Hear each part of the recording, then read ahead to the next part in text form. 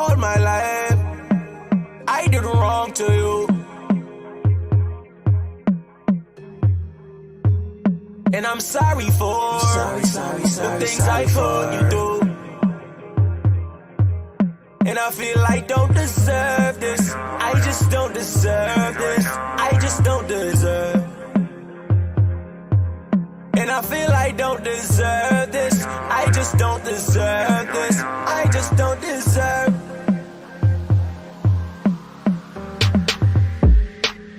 All along, you've been there for me. And I did you wrong, but you still care for me. I know you do. Locked up in my own ways, but you came and set me free. And by your side is where I wanna be. All my life, I did wrong to you. And I'm sorry for the things I put you through. And I feel I don't deserve this. I just don't deserve this. I just don't deserve. And I feel I don't deserve this. I just don't deserve this. I just don't deserve. You made me change my mind. You made me fall in line. Chose me, but I don't know why. And I feel good, I can never lie. And I just wanna say thank you for all the things that you done for me. Gotta prove to you how much I love you. When you rain in your blessings, remember me. And I just wanna say thank you for all the things that you done for me. Gotta prove to you how much I love you. Because to serve you is my destiny. All my life, yeah, all my life, I did wrong to you. Oh, I did you wrong. Yeah, I know I did you wrong. And I'm sorry for the things I put you through. And I feel I don't deserve this. I just don't deserve this. I just don't deserve. And I feel I don't deserve this. I just don't deserve this. I just don't deserve.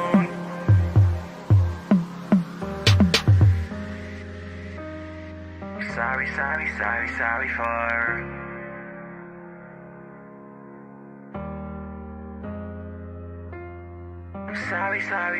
Sorry for. And I feel I don't deserve this. I just don't deserve this. I just don't deserve. And I feel I don't deserve this. I just don't deserve this. I just don't deserve.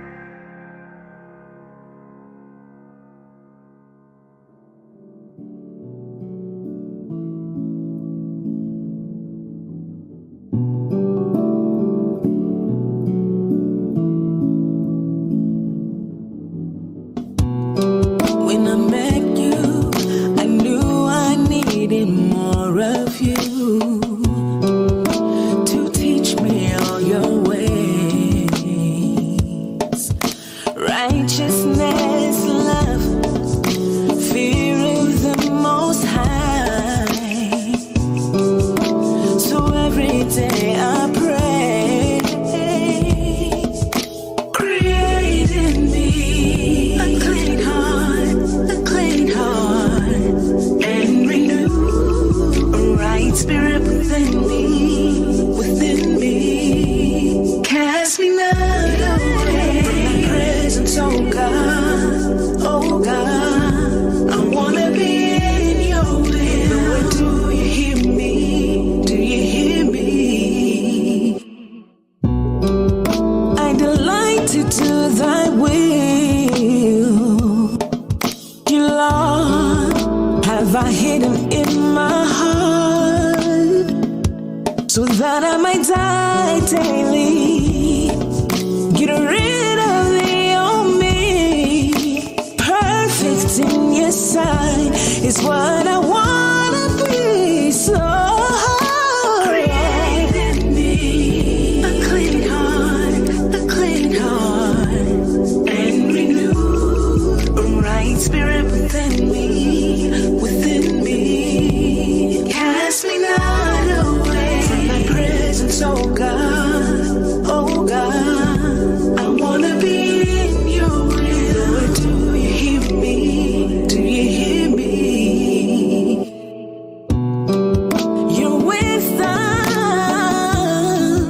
it teaches me your laws are a lamp unto my feet, converting my soul, making me whole. Righteousness in your laws allow me to grow.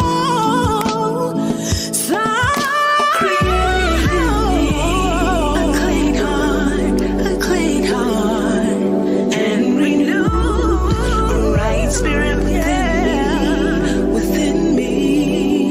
Cast me not away from thy presence, oh God, oh God. I wanna be in your will. Do you hear me? Do you hear me? Create in me a clean heart, and a right spirit within me. Cast me not away from thy presence, oh God, oh God. I wanna be in your will. Lord, do you hear me? Do you hear me? It's AZ3 in the building. Yeah. Calling you daughters of Sarah. We see you. Today is your day. That's right. Author of beauty. Come on. Come on. For the first author of our beauty have created them, labeled them. Beauty is much more when you relate with them, way with them. Hate it cause they ain't it, can't compare to them, away with them. My sisters like that precious, ain't no one mistaking them. You can't get her twisted, nope, sick religion's fake to them. Girded in any scripture, sister, sharper than the blade of pen. You can surely miss her with them critics and their labeling the apple of her father's eye. Ain't no one replacing him. Kinky, curly, twisty, yep, realer than what real can get. You cannot define her with designer or a makeup kit. Driven is a given, she divine. I say she heaven sent. The maker left his mark on that. Who you gon' replace her with? Modest, not ain't novice yet. She flyer than the pelican. You can catch her with her kids. Got a house, that's how she lives. Ain't another better search the earth, and you ain't finding them. For Israel is the Lord's portion. She the one I'm riding with. Riding with.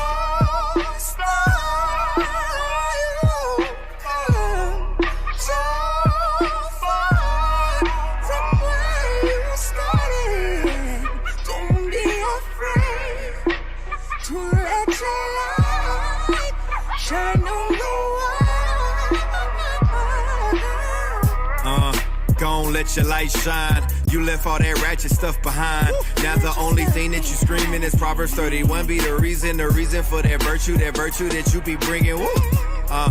And your price is far above rubies. Ain't got time to be a nuisance, cause as is the mother, so is the daughter. But you ain't really worried because that righteous example of your husband you follow. So his head wraps, fringes on, chilling on the Sabbath. Yeah, you ain't caught up in the madness of diamonds and pearls and costly array. And yeah, you looking good, but professing godliness is all that matters to you. Dressed to the foot, you ain't worried about the haters. Walk what you talk, hold it down for the nation. Yeah, support the troops, and it ain't no imitating, that's right.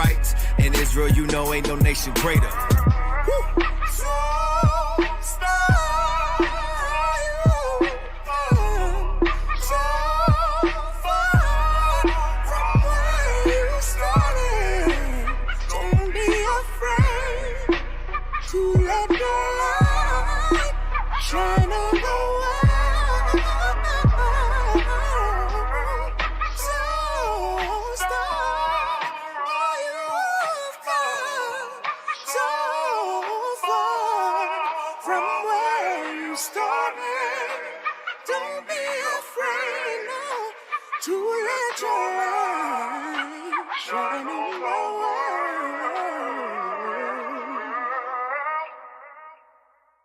Let your light so shine, so men might say a good one.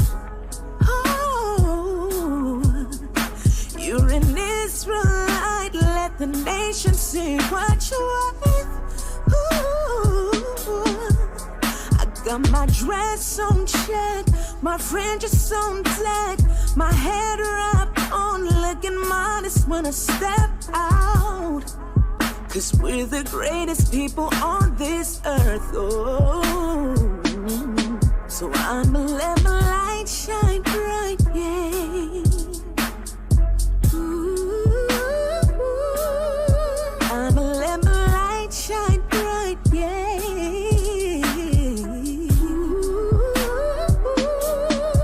I'ma let my light shine bright, yeah. I'ma let my light shine bright, yeah. I'ma let my light shine bright, yeah.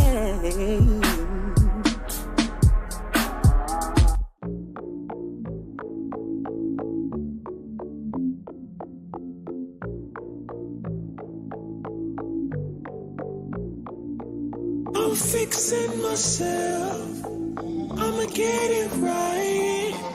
It's very dark here, I'ma need your light. I'ma follow anywhere you go, anywhere. Pick up, then I gotta let you know. Let you know you leave me cause I cannot let you go. Can I let you go? You leave me cause I cannot let you go. I cannot let you go. I won't let you. I won't let you down. I won't let you. I won't let you down. I made up my mind. Want this forever. You're too hard to find. You are a treasure. Rain or shine, shine. I'ma hold you down, not gon' waste your time. You was there for me all the time. Didn't know what I had, I was too blind. Yeah, you was always down for me. How did you put up with me? You was always good to me. Hey, let your blessings rain down on me. You bring out the best in me. Know you are my remedy. You was with me from the start. No, I kept you waiting, but I give to you my heart. I'ma follow right anywhere you go, anywhere. Pick up, then I gotta let you know. Let you know you leave me cause I cannot let you go. Can I let you go? You leave me cause I cannot let you go. I cannot let you go. I won't let you. I won't let you down. I won't let you. I won't let you down. I'ma get myself together for you. I'ma change my life, I'ma change it for you. You got the keys, I'm feeling free, I feel unlocked, yeah. My foundation, they can't move me, you my rock, yeah. On my mind all the time, around the clock, yeah. So influential me and you can never stop, no, no. I'm yours, you're mine. Then people cannot come between us, they way out of line. Hey, when I'm with you, I shine like the stars in the constellation. This not ordinary, it's divine. Do you forgive me, do you? I just wanna roll with you. Give my soul to you. Forever is my goal. I'ma follow anywhere you go, anywhere. Pick up, then I gotta let you know. Let you know you leave me cause I cannot let you go. Can I let you go? You leave me cause I cannot let you go. I cannot let you go. I won't let you. I won't let you down. I won't let you. I won't let you down. I'm fixing myself, I'ma get it right. It's very dark here, I'ma need your light. I won't let you down. I won't let you down.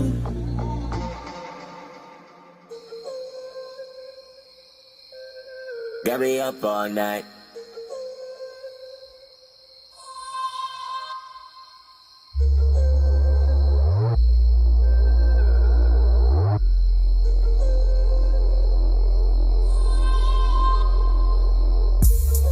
Got me up all night. Got me up all night. Got me up all night. Wisdom got me up all night. Got me up all night. Got me up all night. Got me up all night. Wisdom got me up all night. Got me up all night. Got me up all night. Got me up all night. Wisdom got me up all night. Got me up all night. Got me up all night. Got me up all night. Wisdom got me up all night. I be up all night thinking. Put the whole armor guard up on me to dodge Satan. I get a few steps forward and he be there waiting. I got temptation around me, try me, but I ain't breaking. I get wisdom reading Solomon, modeling the prophets that be prominent. Writing my proverbs and songs like the prophets and them polished in fire, cause the word keep me tolerant, cognizant, praying for the wisdom to judge right. Trying to stay grounded so my faith doesn't budge right. Built upon a rock, the waves hit, I ain't touch right. Faith clutch, holding up my fam like a crutch, right? Gotta make the kingdom bar none. Got instructions how to get it straight from God, son. It's your actions, he ain't trying to hear you talk none. If 99 found, we still going for the lost one. Nothing is impossible to him, I do all things. If you ain't keeping laws, you get fired like ball franks. Trying to be a part of the elect when it all fades. Set high, we above them all, we ain't all same. Third watch up all night like a watchman. On my P's and Q's, I see sin and I stop that. If I don't get it right, then my head getting chopped back. Examining my flaws, I correct it and stop that. Repent. Got me up all night. Got me up all night. Got me up all night. Wisdom got me up all night. Got me up all night. Got me up all night. Got me up all night. Wisdom got me up all night. Got me up all night. Got me up all night. Got me up all night. Wisdom got me up all night. Got me up all night. Got me up all night. Got me up all night. Wisdom got me up all night. Got me up all night. Scriptures got me up all night. Got camp in the morning, I'ma give him all a warning. If I scoff or run his mouth, he getting cut, alright. Sight to the blind, cause my light shine bright. Spending all night getting precepts right. Got both fists ready since Satan wanna fight. Think he got me on the ropes, but nah, not quite. Got the haters watching like Cinemax. I came out the world, I promise I ain't going back. Your pastor shook and jiving, but we ain't into that. I'm in the Bible like a baby sipping Similac. You saying we ain't the chosen, but how you figure that? Every prophecy written, yeah, we fitting that. I learned Christ was black, didn't know how to act. Now these Christians mad, cause I'm out here giving facts. I'm getting used to the hate. Everybody mad, we rebuking the gates. Prophets paint a picture using every single scripture line upon line. Please chill, let me illustrate. Mind elevate every time I meditate. Seeking wisdom from the scriptures got me up late. Keep oil in my lamp, I ain't going reprobate. Keep my mind on the kingdom till I walk through the gates. Got me up all night. Got me up all night. Got me up all night. Wisdom got me up all night. Got me up all night. Got me up all night. Got me up all night. Wisdom got me up all night. Got me up all night. Got me up all night. Got me up all night. Wisdom got me up all night. Got me up all night. Got me up all night. Got me up all night. Wisdom got me up all night.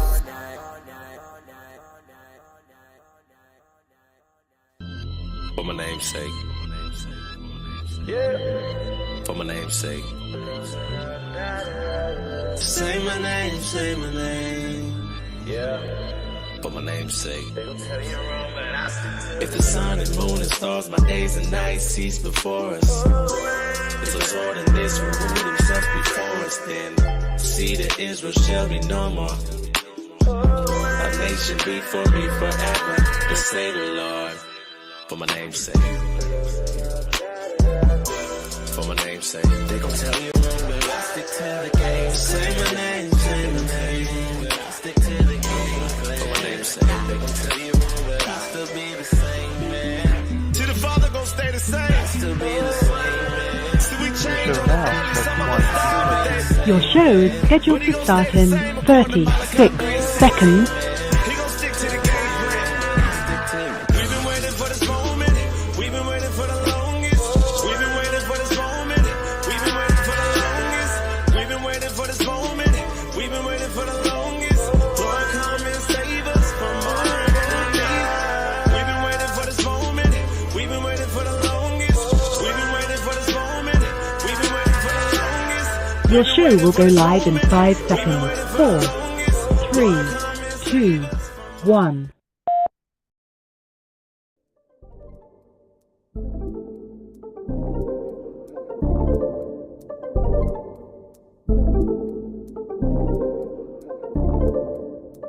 It's that time again. Yeah. Ya es la hora. You know, power hour. Ponle atención, class is in session. Tune in for an hour, maybe more, that's a blessing.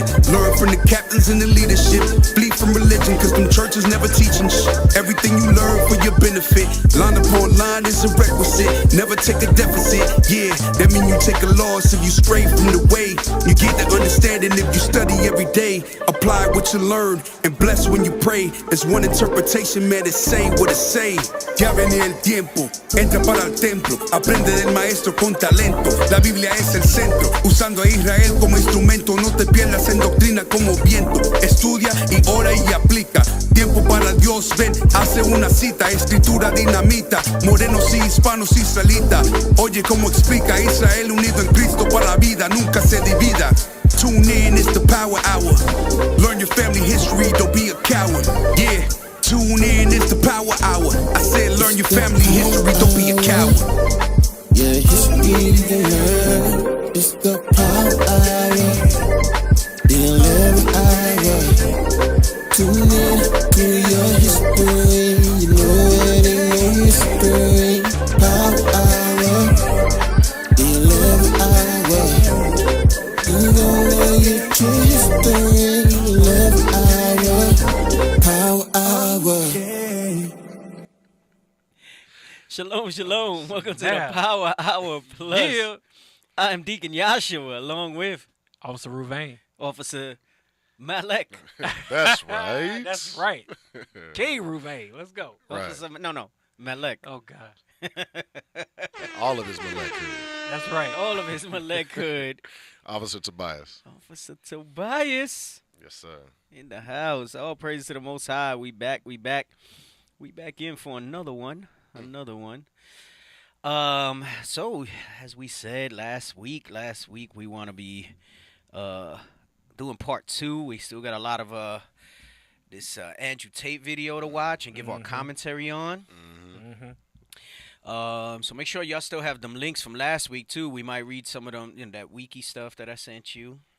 Deke, before we get started, let's remind everyone that we're going to shut this down on this particular channel, and we're going to be going to the IUIC Phoenix channel. Yes. So, just a reminder, this will be the last week that we're on IUIC in the classroom, all right? So if you like to follow the Power Hour Plus, you will not find us on In the Class. Don't mean we're not airing. We'll be outside. We're gonna be in there. But it's gonna be exclusively on the IUIC Phoenix YouTube page. Can we post that in this main chat? Yeah, let's get them links up. Let's get the link up for the IUIC Phoenix YouTube page. Yes, sir. I'll get it. If you have not liked and subscribed and you want to receive your notification of the Power Hour, all right. Actually, next week's it'll be New Moon. Oh, and yeah, it gets dark. right. It gets dark kind of late, so we might not rock with the show. We're gonna be feasting next week. Well, we gather on Tuesday night. So, but typically, if the holiday runs over, we won't do it. So, let me see though, because usually if it falls on it, we definitely not because we feasting. But right, maybe we might be on. I'll see. So why not? Pray for us, yo. Yeah. Right. Why not? So, yeah, we might be on. But we won't be on IUIC in the classroom. That's right. So, YouTube being real finicky. We like to show different clips and things like that, and we don't want to jeopardize the main page for the classroom. So we've moved all shows and broadcasts off of that because we used to broadcast on Classroom 2 and Phoenix. But Classroom 2 been shut down for months. Like we can't post new content. They didn't close us. We just can't post new content. So we got the archives there. So you not gonna catch us on here. You could catch us on IUIC TV if the producers are doing what they're supposed to do. I haven't checked in a while, so I don't know. Our show should have been on there for over a year now. No, we good there. Oh, okay. So you could catch us on IUIC TV, but you can't interact with us on IUIC TV. Right. That would be good for the replay. We broadcast on Facebook and anything else we go live on? Or is just Facebook at Just this point? Facebook. Okay, all right. So you know, Hey, Deke, for the old heads who still like the Twitter Periscope stream, that's there too. oh, that's right. Oh, snap, I that's still right. get the Twitter notifications here and there. Yeah, that's right. I get them for the Power Hour too. I see it pop up. Yeah, so you know that's right because it used to be Periscope, now it's Twitter. We're also on Twitter, but we will now be on IUIC in the classroom starting next week. All right, Bring it out. we're gonna be exclusively on the Phoenix page, so you know move on over that way. If you don't see us over here next Wednesday on IUIC in the classroom, so was it like day 26 or 27 of 110 plus degrees in Arizona? Yeah, that part right there. Yeah. Basically the whole month of July. Pretty much. And like end of June, Yeah. something like that. No, it was July. I don't know. It's been At least since the second week of July. hey, at least. you know, listen. I prefer people think it's like that all the time, so that people can stop moving here. We have had a lot of people move. Yeah. Yeah. It's been crazy. Yes. Yeah. California is making everything expensive. Right. Don't California eye Arizona. Right. I saw that on like a sticker. Bumper sticker. But it's I think it's been affecting people. I think people are shooting people like every week at Westgate. You remember that one dude? There was an article. The guy was burning in the middle of the street. He was like on drugs, and his skin was like melting off his body while he was bashing his head up. Yeah, against the yeah. I ground. heard like a lot of people's going into the emergency room because like they're passing out. They're passing out on the concrete. And their And brains it's are so frying. hot, they're geting like second degree burns. burns and Yeah. whatever. So he said, "Damn, you good over there?" Now we good. You know, we built for this. If you've been here for a little while, I mean, Facts. unless you're Soldier Ezekiel, he act like he been here forever. Right. What'd he say? Come on, that's light work. That's light work. Nah, Okay. like All on right, a bro. random day, yeah, that's light work. We Right. deal with that. But not when it's freaking This brother been 26 here plus 3 days. months. Been here 3 months. Talking Damn, about look, cactus collapsing in the heat. Even the cactus can't Cacti. take it. Damn. And they built for they that. built for that. Even the Damn. cacti can't take it. Nah, because what happens is, listen, you know, we're coming in, we're putting concrete and asphalt, and that thing absorbs heat. This is what makes the Yeah. metropolitan area so hot, right? Because people be like, I thought the desert gets cool at night. I mean, not strikingly cold, but Yeah. it is cooler. It's supposed to be cooler at night because, like, you know, the natural stuff, dirt, Right. stuff that the Most High Dew. created, right? Dew, Mhm. things like that. It'll cool down in the evening. But what you have is this metropolitan area, all this concrete and asphalt, Yeah. soaks up all that heat. So what it does when the sun is down, what does it do? It exudes that heat at night. Right. So, you know, it goes into the air, heat rises 10, 15 degrees over what it might be. if we Hence didn't the have oven all that. effect. Right. You got the oven effect going on. So, Bacon. yep. Like Hey, you know what? I heard Texas been really hot too, but Texas gets humid. that humidity. So to have 100 plus degree temperature and humidity, that's crazy. that part. That's crazy. But it's been hot. I think it's affecting people's behavior and craziness. That's it's not light work because it's been too many days in a row of that. Right. Normally it kind of fluctuates and We ain't had no You fluctuation. don't get away from it. I always No said break. once it hits 110 or higher, that's when you notice it really. Mhm. I feel like for us who live here, like 103, 108, whatever. It's tolerable. Yeah. It's tolerable. It's not bad. Arizona. It's like Right, it's yeah, Arizona. it's Arizona. It's that point when it starts getting on your skin and you could feel like it's like a level of pain to When your you skin. breathing it, You know when when you it hits breathing you, I went to check the mail and I came out the car with the air just all blowing on my face. And as soon as I came out, I was like, I felt like that scene from Constantine when he went into hell. Right. You know what I'm saying? That's how I feel like. Like if you're wondering what we doing, like, Damn. right? If you wonder what we doing, like when we come out the house and the car in here, it's the scene from Constantine For real. when he went to hell and you saw all the flame and everything like that. And then the breeze was blowing because his tire was flickering Yeah. and stuff. And the breeze is not refreshing. It's not. Right. It's not refreshing. It's at not all. refreshing. When the breeze comes through, it is not refreshing. Hell no. It's like you get off the airplane. You know All you- praises. you Someone said somewhere Power Hour is always engaging, funny, and real. Love it. Hey, all praise to the All Most praise High. to the Most High. Yeah, right. We finally got a good blend of brothers on here. You know, Somebody's coming. Somebody's Somebody's got to come. Yeah, we try to do it different. Try to That do part. it different. We put our own little We dare to be song different. on it. We put our own little song on it. Right. Yeah. Hey, let's pull up. Just keeping you on form because I know maybe some people don't know. Pull up the rice stuff, man. Yeah. Let's do that. Let me see. Yeah, let's do that one. All right. So I heard Texas, man, y'all was bugging out. So I don't know if y'all heard. We just want to bring it to your attention. There is a rice ban in India. There's a rice ban in India on exports because, well, we'll read it and they'll explain. So people went out their mind in Texas. You know, like when people was doing the toilet paper thing. Right. I was gonna say first it was the toilet panic paper. buying. Yeah. So supposedly we supposed to be okay over here. But everybody hears that and they go nuts. So what happens is the toilet paper really wasn't a shortage.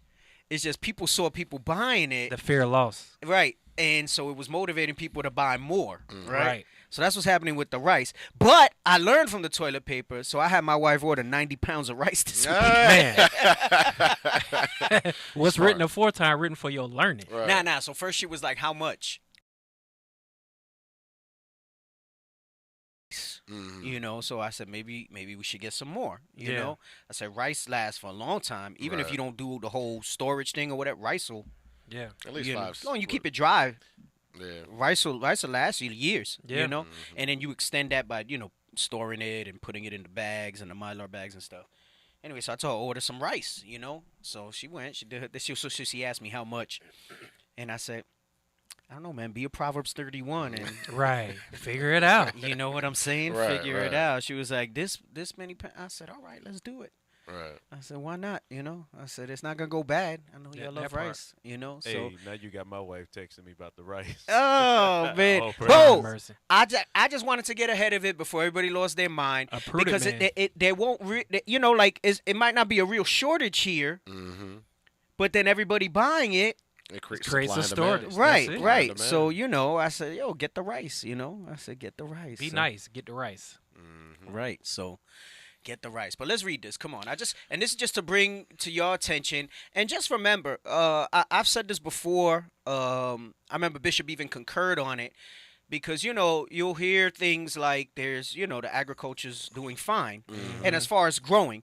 And in some places, yes, depending on what it is, they're still able to grow. The crop yields are fine and all of that stuff. Some places, not so much.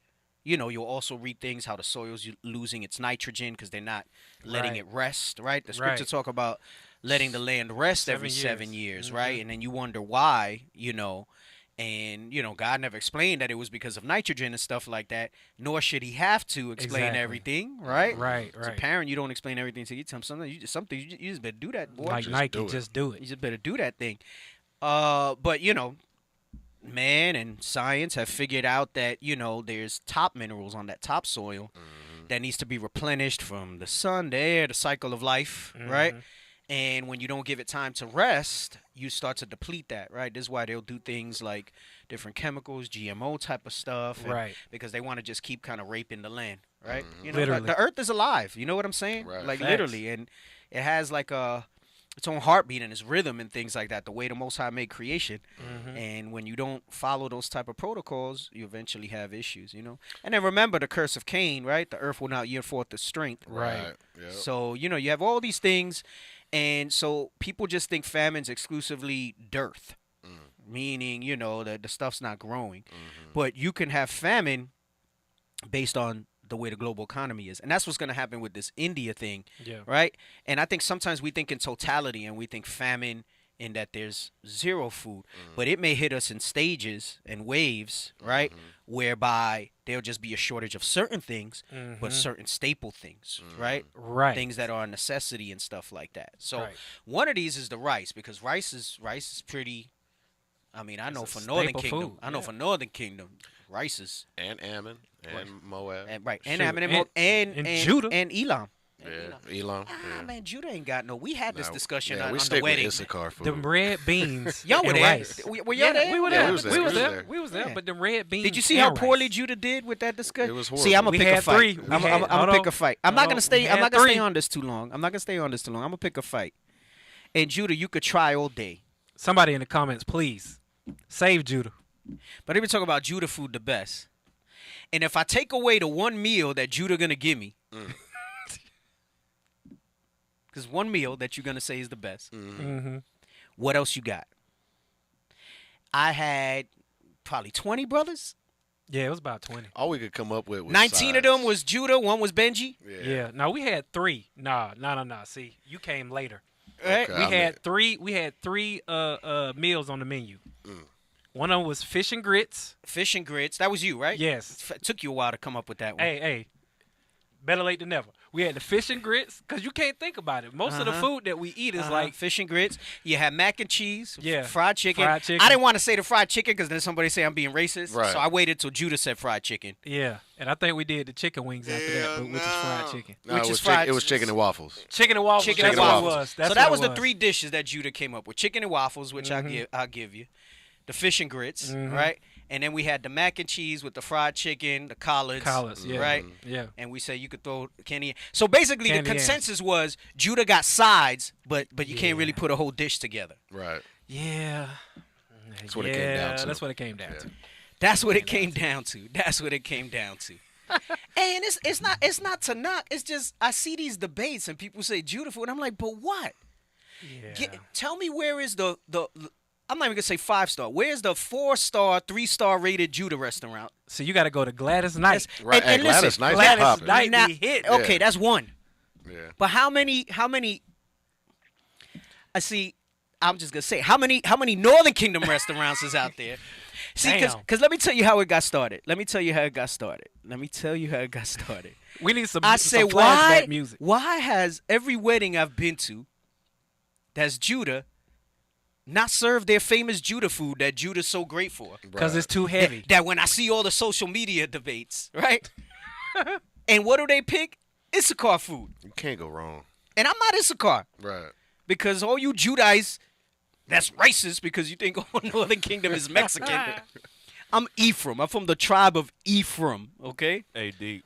Hey, none of the Judah restaurants, and I ain't knocking Judah because I'm Judah, but none of our restaurants out here specifically survived the pandemic. Damn. All the Issachar, all the that's not Ephraim. true. Oh, snap. Hey, no, that's Judah speaking. That is Damn. Judah speaking. I'm going to be That is I'm Judah. Let him hear Judas. Judah. Let him hear Judah. That's Judas. I'm just Can you gonna let him keep- hear Judah? I love Benji food. Somebody put Benji. I love Benji food. I'm just keeping it 100. That's it. Like, all the Issachar restaurants survive, all the Ephraim restaurants survive. Nah, that's I think Honey Bears is Listen, Judah. They still open. Sis saying it's not the best food, but we got the best cooks. Y'all ain't cooking the tacos and the enchiladas that you love so much. Stop, sis. Stop it. Stop it. I agree. hell I agree with you, sis. Oh, snap. I Stop. agree with you. Hey, but Stop. D, it's really come down to simple math. No, and let me tell you. I'll give you this. Now, if and we're not going to do that because we're repenting Israelites. If you didn't have to take out all the unlawful stuff, you got more options. Facts. Ugh, but yeah. But even then, facts. it's not something you're going to eat every day. Nah. It tells you the quality of our diet. Right. Yeah. Right. But D, at a wedding feast. Oh yes, I have seen that. She said I've seen the TikTok of the Judah boy crying because he wants to be Mexican because of the quesadilla. Yeah. I did. I posted that. to the brothers here. I said, "This is Judah. This is Judah when they front and saying Judah is the best food." He said, "I want to be Mexican because their food." Damn. Chicken and waffles ain't even yours. Somebody said it was invented by Northern Kingdom back in the 1940s, between 1940 and 41. Claude Hammer. Prove all This, things. Yeah. Is there an article? What a Post receipt. article. Post Right. a receipt. Chicken and waffles was invented by the Most High. I'm going to give you, because the debate will go on. Y'all sit down and you think about it. All right, because we're going to move on with the rice famine. All right, we just having a little fun, okay? We're going to, look, someone talk about salmon and asparagus. That sounds like something from, like, the most Edomitist restaurant.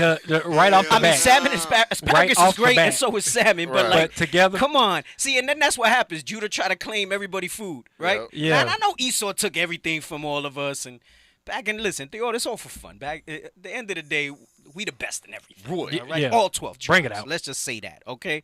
But this is my challenge, and nobody has been able to. Oh, Judah food is good. The 2 or 3 dishes that you got, Damn. is banging. And the sides. Yeah. And the sides, The it's sides. banging. The sides. I'm not saying it ain't good, but you cannot go toe to toe with You cannot go toe to toe with Levi. Right.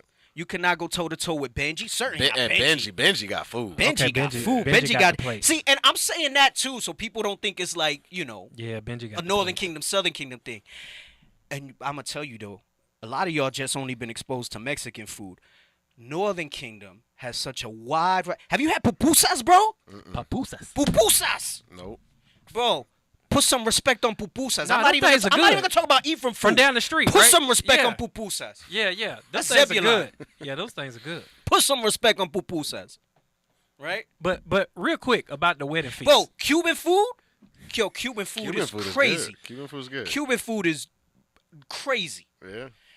But listen, Judah food cannot go toe to toe with Levi, with Benji, or any of the Northern Kingdom stuff. But we don't want to eat Judah food at a wedding feast. Nah, Benji's not just curry dishes, man. See, some of y'all's just your palate is not refined enough. It's limited. They going It's crazy in limited. the comments. We need to take the collars is flying, bro. People's gonna we gotta change the topic of the show, bro. We got to just talk about the food, bro. We gonna have to do one of them fix your face, one of them fun fix your face. You know what I'm saying? Yeah, for real. You know? Listen, I'm just gonna say this. I'm gonna leave y'all with this. It's not all the same stuff. It's similar ingredients. Okay? I'll tell you that. Man, you ain't gonna get me on semantics, brothers. They're trying to play on words. You talking to Deacon Yahshua here. Right. Don't Okay. don't testosterone.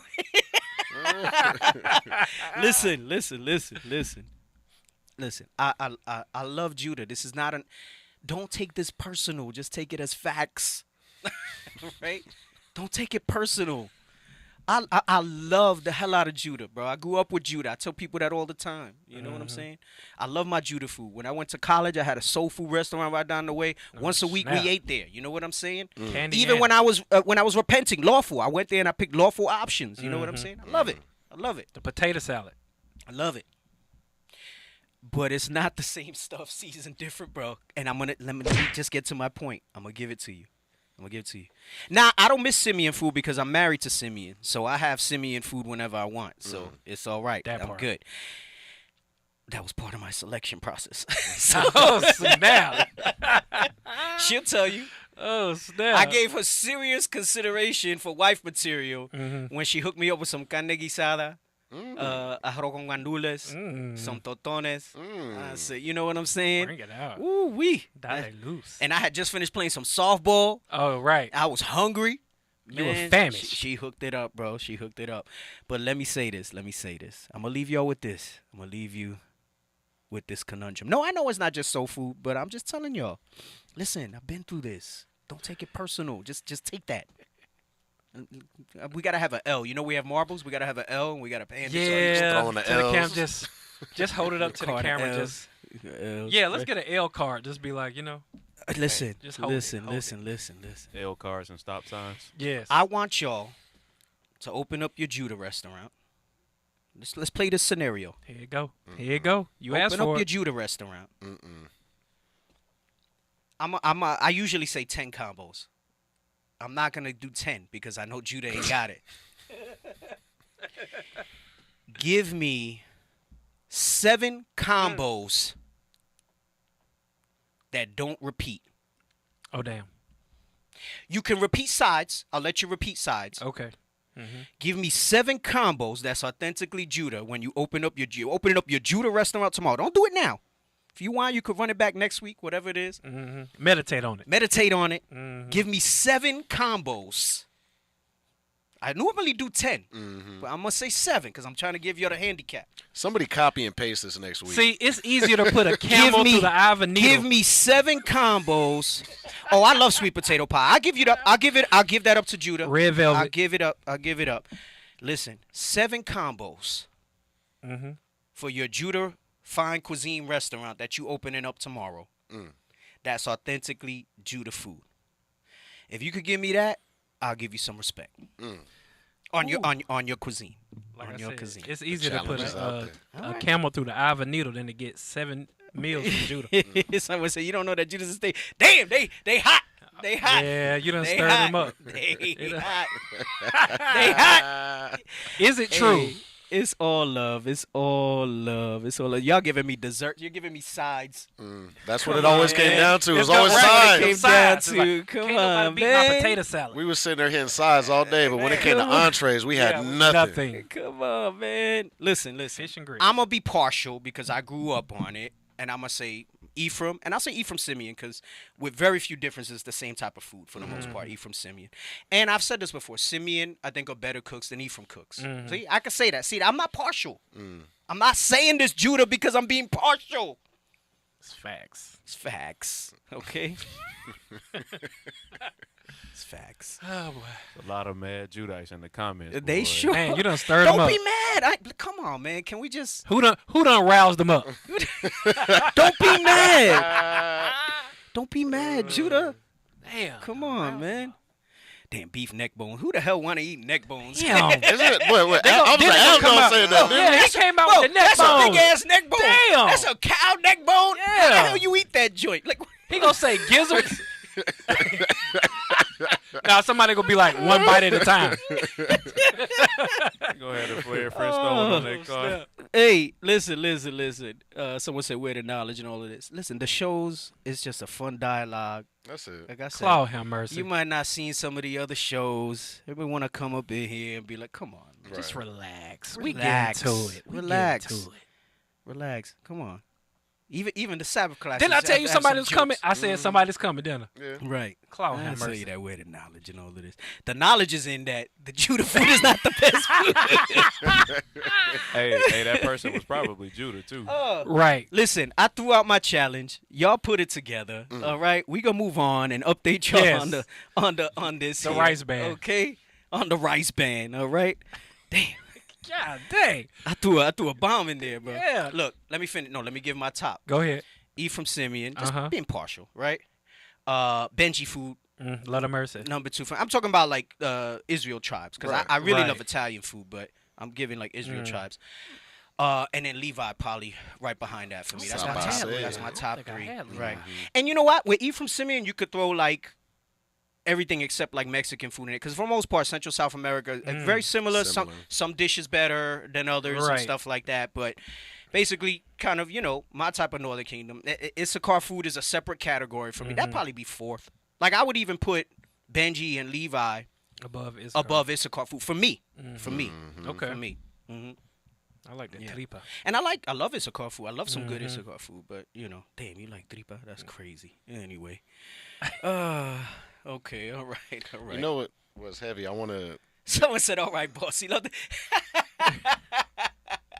Oh man, I love y'all, Israel. I really do, from the bottom of my heart. All right, let's go back to the rice famine. I know this is fun. I'll be here forever Let's talking get back about this. to the lesson. Let's read this. I just want to bring this to y'all attention if you're not aware of it. All right, come on, let's go. India's ban on rice exports drives up demand in North Texas. Come on. All right. Okay.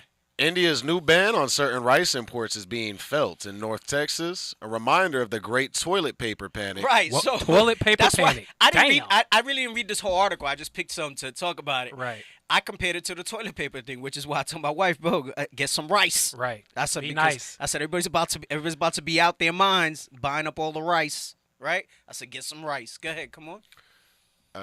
India's new ban on certain rice imports is being felt in North Texas. A reminder of the great toilet paper panic of the COVID-19 pandemic. All right. Come on. Driving the news. Last week, India banned exports of non-basmati white rice to allay the rise in prices in the domestic market. Right. So I think something happened. One of the other ones, and just for the sake of time, we probably won't read it now. But one of the other ones was saying like something happened with the rains.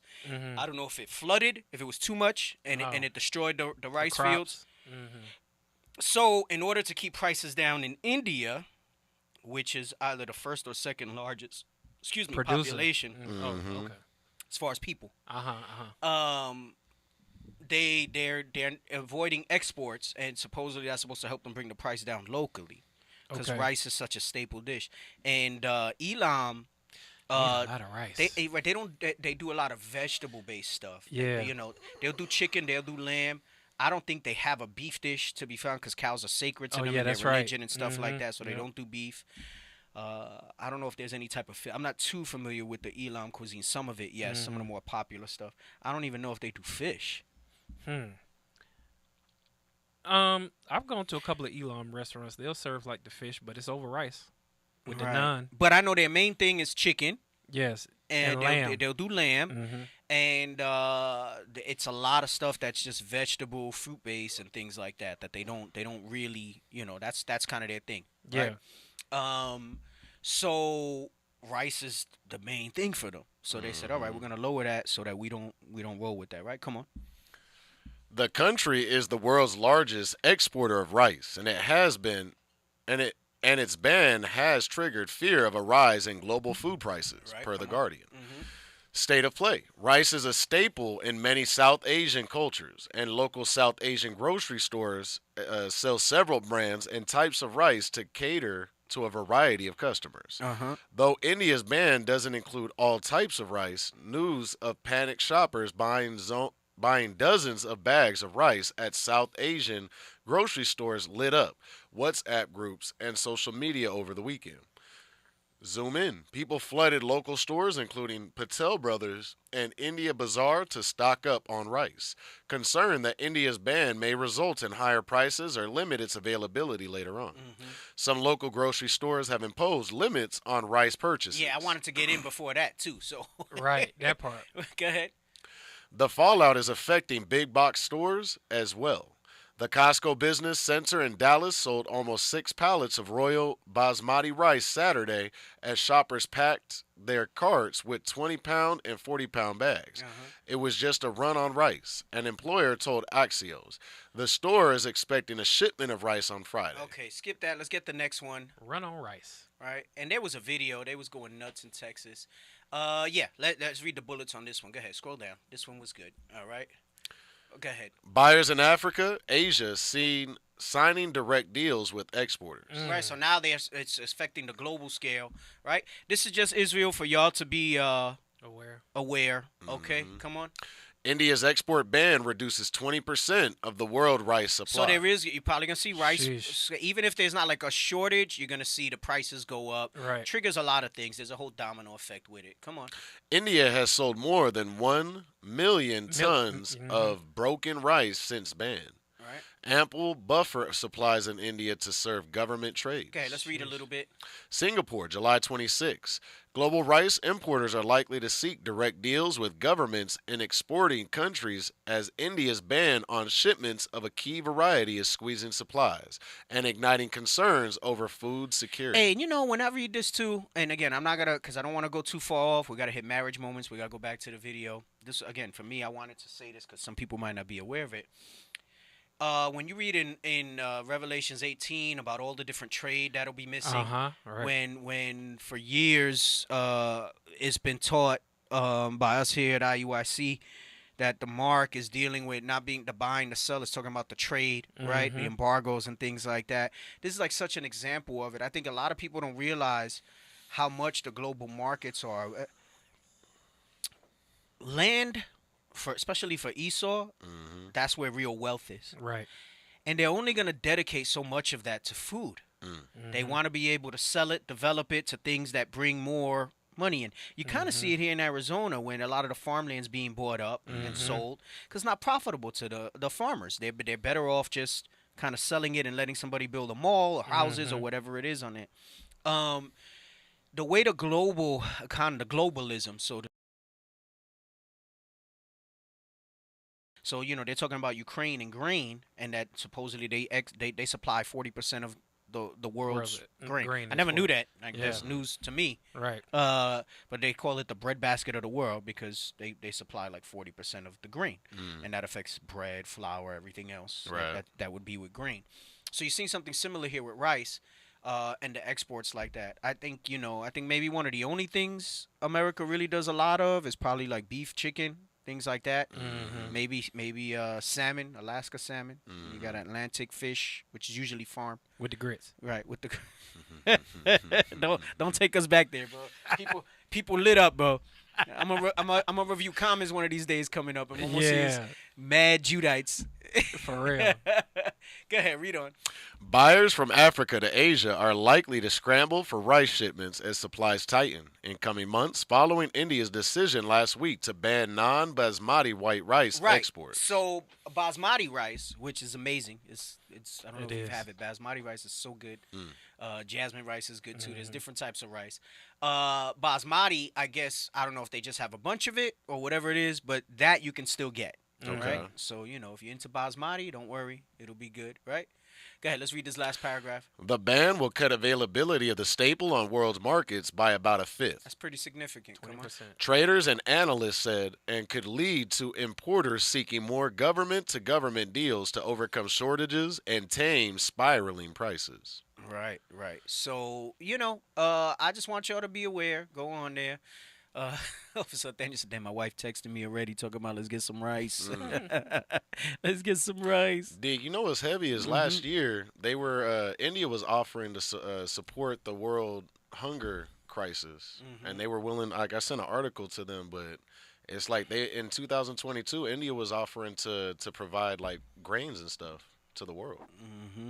Yep. So Stance switched quick. pretty significant stuff that we should all be aware of. All right. So, all right, we can get the rice stuff out the way. Let's get that out. You can close those links out. Hey, can you put up some of the pictures that I posted? I think I put like 2 pics. Oh yeah. Yeah, let's go into marriage moments. No, click that first. Come on, and then give me my cue and all of that. Marriage moments. Oh, we ready for it? Yes, move. All right, let's do it.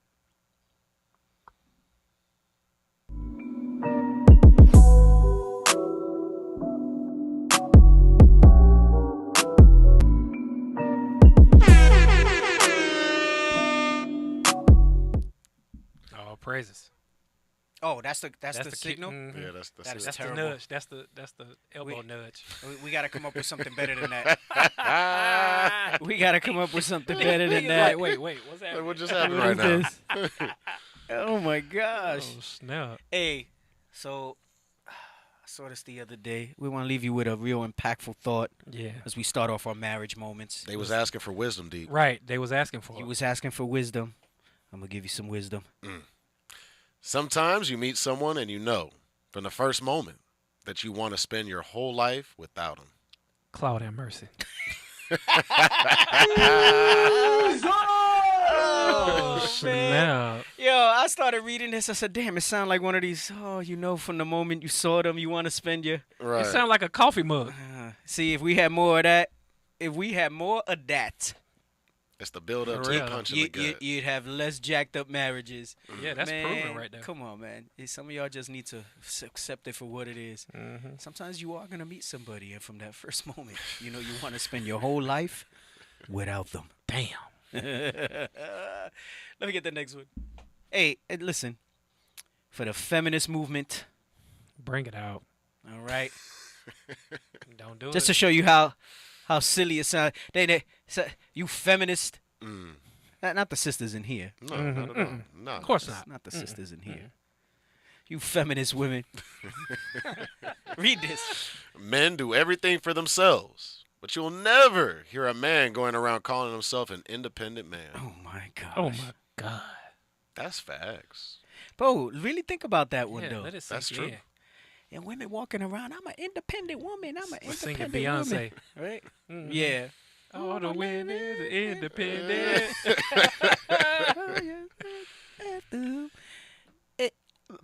Imagine we start running around talking about I'm an independent man. Right. You know what? Who are you? I'm an independent black man, brother. Right. That brother got issues. You know how crazy you sound? Right. Running with that independent woman stuff. Oh my gosh. Right. For real. Record stop. Come on, man. Running around. Men gotta do everything for them damn selves. For real. And if we living in the world where we gonna talk about let's get our recognition. Damn. If we don't do it, who gonna do it? Right. Shit. Damn. I tell you, boy. Let them women be on it ain't gonna be like Wonder Woman and the Amazon tribe. Nah. Let them all be on. They ain't gonna want to do none of the jobs we do. They ain't gonna want to deal with none of the stuff we do. Right. That wasn't it Bear Grylls had them on that island? Oh, you could put that one. Like, I'm a strong, independent man. Independent. It's all in the face. Look at it. Come on, He's serious man. too. Get out of here. Get that off the screen. Hey, let me tell you something. Let's pull this up. Marriage moments won't be too long today. Let's get yeah. So hold on a second. This video right here. Oof. This make you like Exactly. reevaluate your life. That part. For real. Oh my gosh. Patience when you prove. All right, so we're gonna play this video. We're gonna play this video. All right. Sisters, take heed. Take notes. Rewind it a couple times. Mm-hmm. And the caption says this is every man's dream when you see it. Mm-hmm. But try a little tenderness. Yeah. It goes a long way. Listen, the stuff like this will go a long way, man. You have your man feeling like Superman for real. You'll have him feeling like Malak. Right, that Malek hood. He in his Malek hood to the hood. What? He'll be in his Malek hood. Someone said, "I'm a strong man." I'm a strong man. Oh, come on. Go ahead. Come on. Close your eyes. Bathroom trauma. Close your eyes. I want you to see yourself going out there and killing it. You are prepared. You're wearing the hell out of that suit. And you were born to do this. Whatever they throw at you, I want you to return it. Like Serena. You are fierce, dignified, and in top form. Can you see it?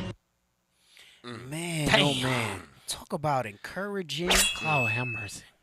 Get me that in Peters about win him over with the conversation. There's levels to that. Yes, sir. There's levels to the win the man over by the conversation. Man. I know I was joking. I said try a little tenderness. Sisters, when your man is vexing your spirit, because we gonna vex each other. Right. When you feel a certain way, just remember, you said yes to that man. You wanted to be with that man. And try highlighting the things that you thought about. Right? That you saw in that person. Mm-hmm. And if you remind them more of that and less of the nagging and everything else, all right? Mm-hmm. Maybe more of what you saw that made you want to be with that man will be more present. Because we brought out on this show before that a man's going to give you the version of him that he needs to survive. Right. And when he's done with you, he's done with you. Damn, someone said something like he wants something from him. You know what? She'll get it. That's the cold She'll part. get it. Right. But that's the cold part. We think that that's, get it. That's Hey, normal. what the scriptures say? We'll kill a lion and a dragon for the woman. Right. Damn, the scripture my said brother we will said, go out and I witnessed steal. that, but she gave up after I lost my damn. It was contingent on the job. Damn. That's horrible. That is horrible. Read this. Like, put in your mind, 'cause sometimes they think, okay, winning him over by his conversation is, let me give him some scriptures on the things that I see wrong in him, and I'll just say it nicely. Right. And I'm not saying we are not all supposed to hold each other accountable to stuff, but that's not what he need from you. Right. Right? He need more stuff like this. Tell you, a man wants to be respected above all. That's how we perceive love. When we are respected. That's right. And when we feel challenged, we're going to respond in kind. All right? We're going to respond in kind. And I'm not talking crazy. Somebody might hear me like, oh, what you saying? You going to beat the woman down? No. Hell no. You shouldn't be a brawler. You shouldn't be laying hands on her. None of that stuff. All right?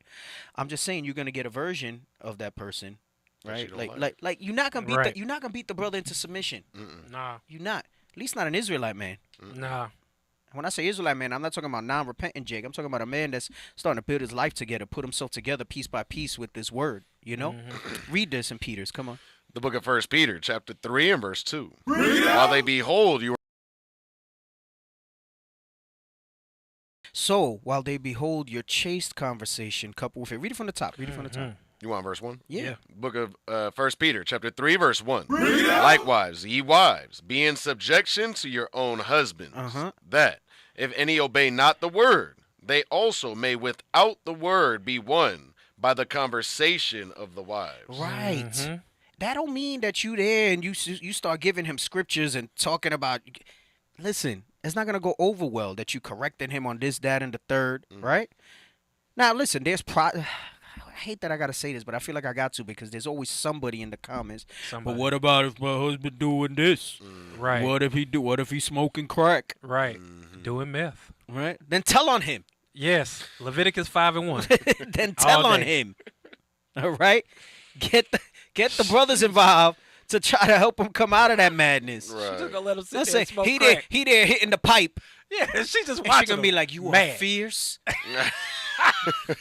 Hey, You are cracked up. Whatever they sisters get use throw that at as a you, they cop-out. throw the crack pipe, throw it back like Serena. You are smoked out. Come on, man. Yeah, right. What? Say that again. You said if they throw a crack pipe at you, throw it back like Serena. They don't need that, man. They don't need that. Okay, they don't need that.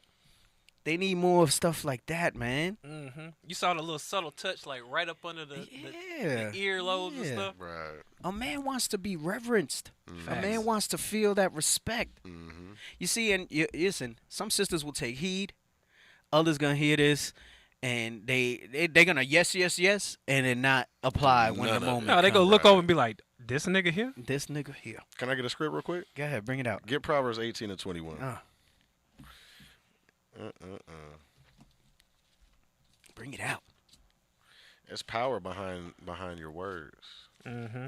The book of Proverbs, chapter 18, verse 21. Bring it out. Death and life are in the power of the tongue. So the tongue holds power. And it says death and life are in the power of the tongue. So you have two things that you can speak into existence, into your husband. Read. And they that love it shall eat the fruit thereof. You love the fruit that brings forth death, you're going to eat of it. You love the fruit that brings forth life. You speaking life into your husband, you're going to eat the fruit of what comes from what you spoke into that man. Because I guarantee you, a man like that, he's going to go into the world and do what he got to do with a whole different mindset throughout the day. And everything he accomplishes is going to come right back to you. Right, right.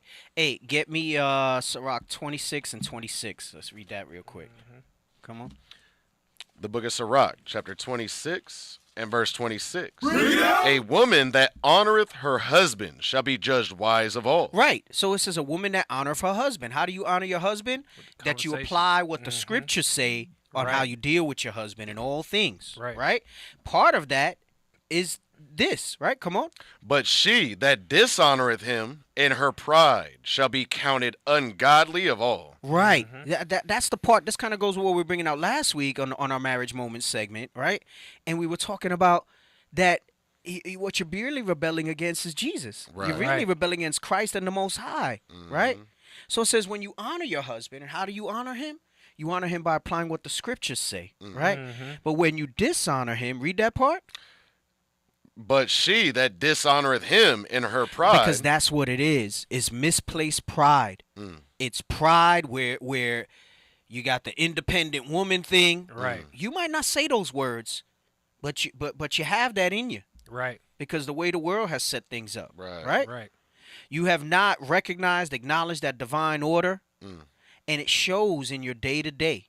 It shows. Hey, sometimes me and my wife be getting in the heat of stuff, and I'll just say, she'll say that's not what it is, but I can recognize the spirits. Right. And I'll be That like, look, part. man, you may be a supervisor at your job, but you're not the supervisor here. That part. You might be the boss at your job, but you're not the boss You're not here. the boss of me.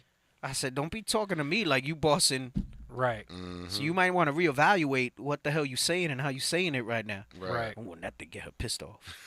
D, can I get one real quick? Is that it on that verse? That was it. Before you get to that, let me get Sirach 22 and 5 because it goes with this. And then you can bring out what you want to bring out, Malak.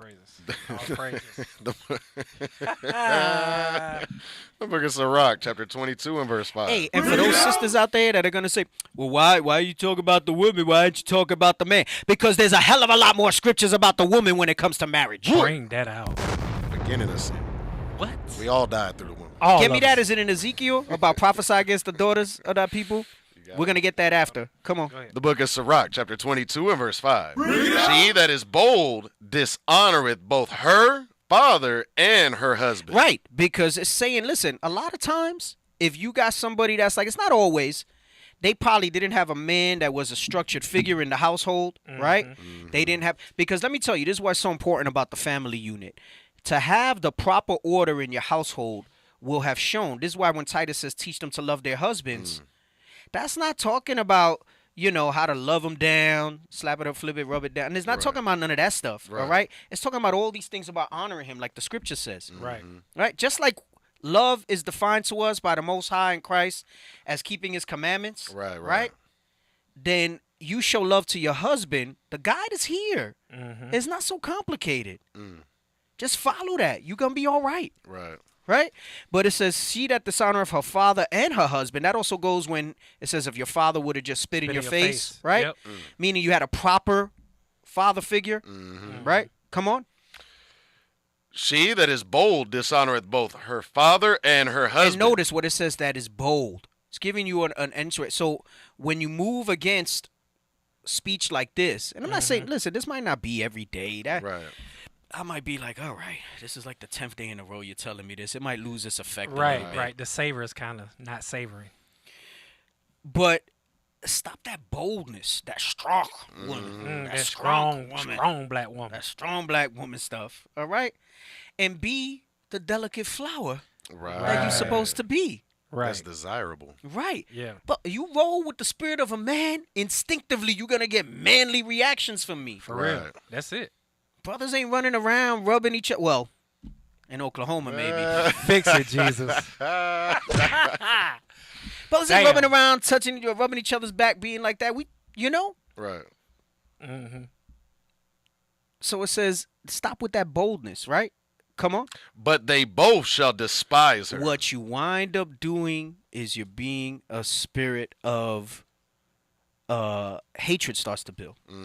They'll start to despise, and that's not right either. The man should have the discipline in his spirit not to do that.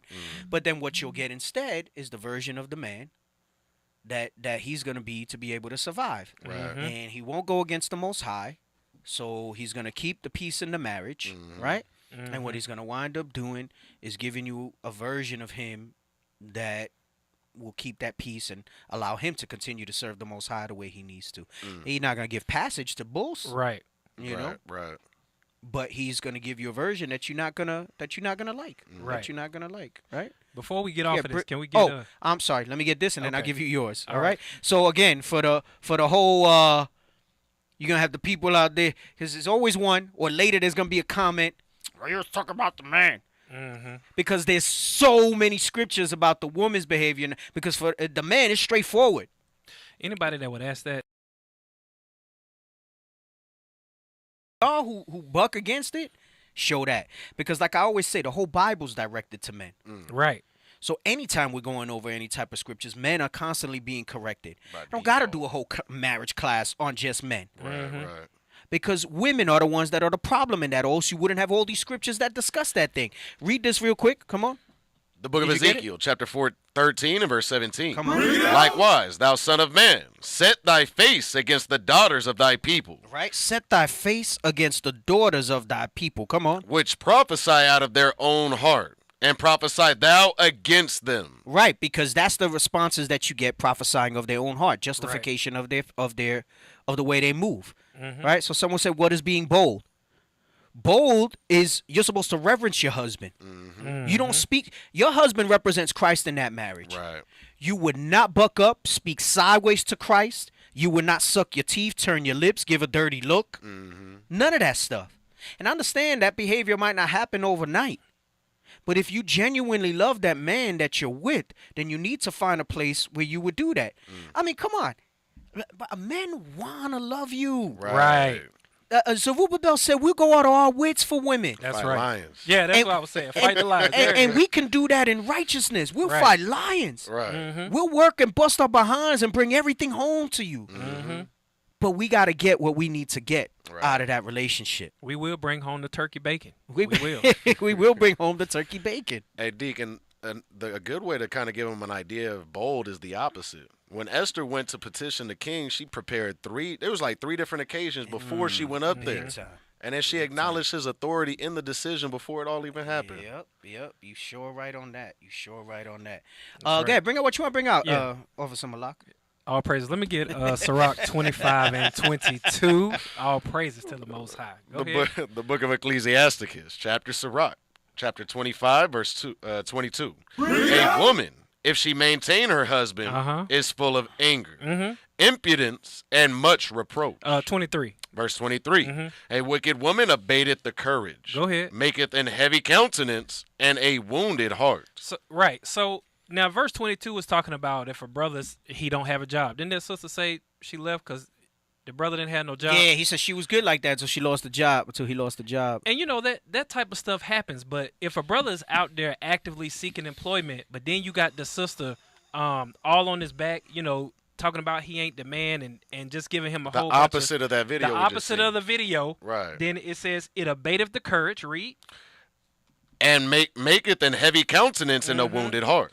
Now that brother, he's staying out all types of night. He out with the brothers. He might not even be in the midst of sin or nothing, but guess what? He ain't coming home to like 1 a.m.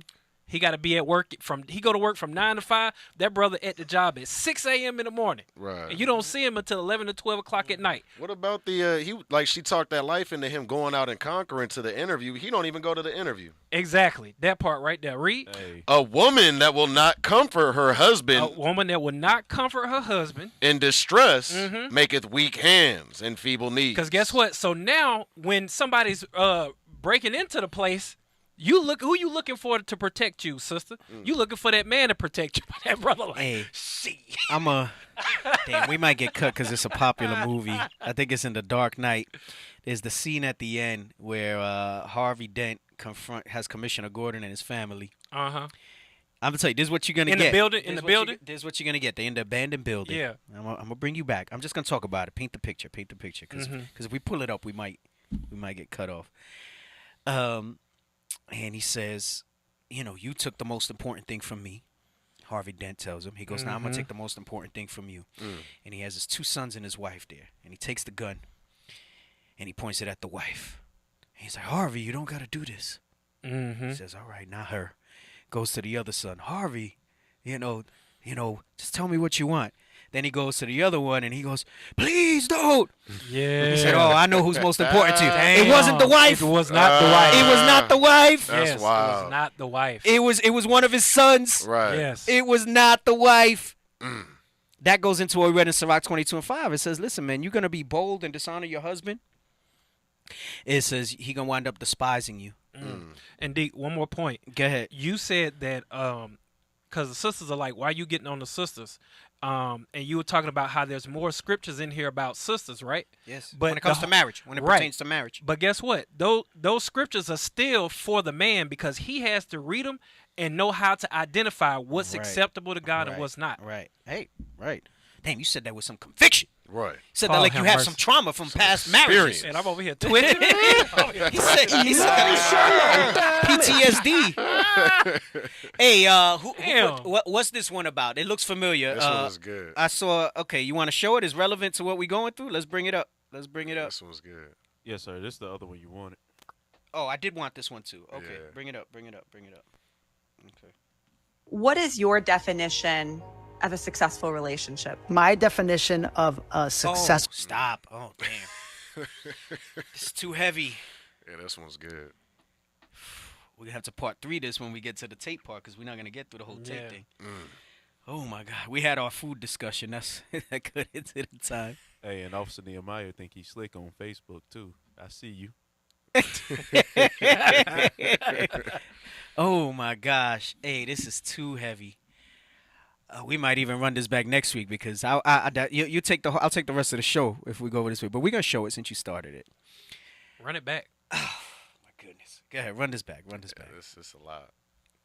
What is your definition of a successful relationship? My definition of a successful relationship is a relationship where you have a healed man and a healed woman that is spiritually connected, that is not operating from the wounds of their past, but that is in fulfilled alignment with who they are today, that the man has decided the type of... Stop. It's so much. So go back a little bit. We got to do that part. That where part. He say what it is. Go back when he starts talking. I'm sorry. Just do it from the beginning. I know. I'm sorry. Just run it back. I'm sorry. Just run it back. What is your definition of a successful relationship? Stop. My So, definition... The question is, What is this guy's definition? And I forgot what his exact qualifications are, but he speaks a lot on social media. I don't know if he's like just a personality or just an influencer, or he actually has some background in some sort of counseling or something like that. And it's amazing that people, now what he's saying probably, I can almost say with certainty, lacks the foundation of the scriptures. But it doesn't make it any less useful or void, because when you take what he's saying and you do it from the mindset of that God-like mentality, right? That mind of Christ mentality, that hidden man of the heart, you'll start to basically pull what the scriptures say to apply to your marriage.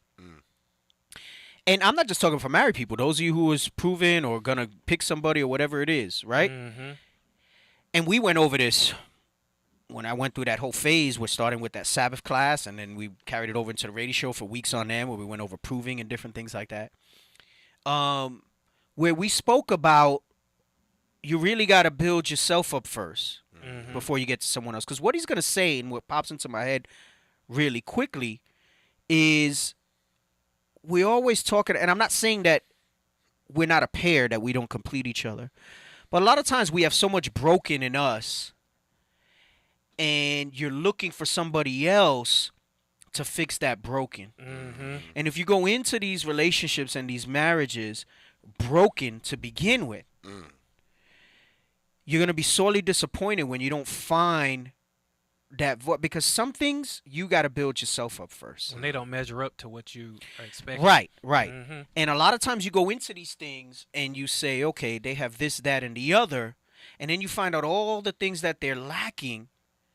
And you'll go into it and saying, I can change that. Or if not change it, you'll say, I can influence that. Right? Oh, I don't like that, he likes to eat out all the time. I kind of noticed that. I'm more of a healthy person. I'm going to change that. I'm going to get him to go to the gym. I'm going to get him to eat right and this and that, right? Oh, you see money red flags. I'm fiscally responsible. I'm going to fix that. And I'm not saying that those things are necessarily something that you should write someone off for, but those are things you should discuss before you jump into the marriage. Right.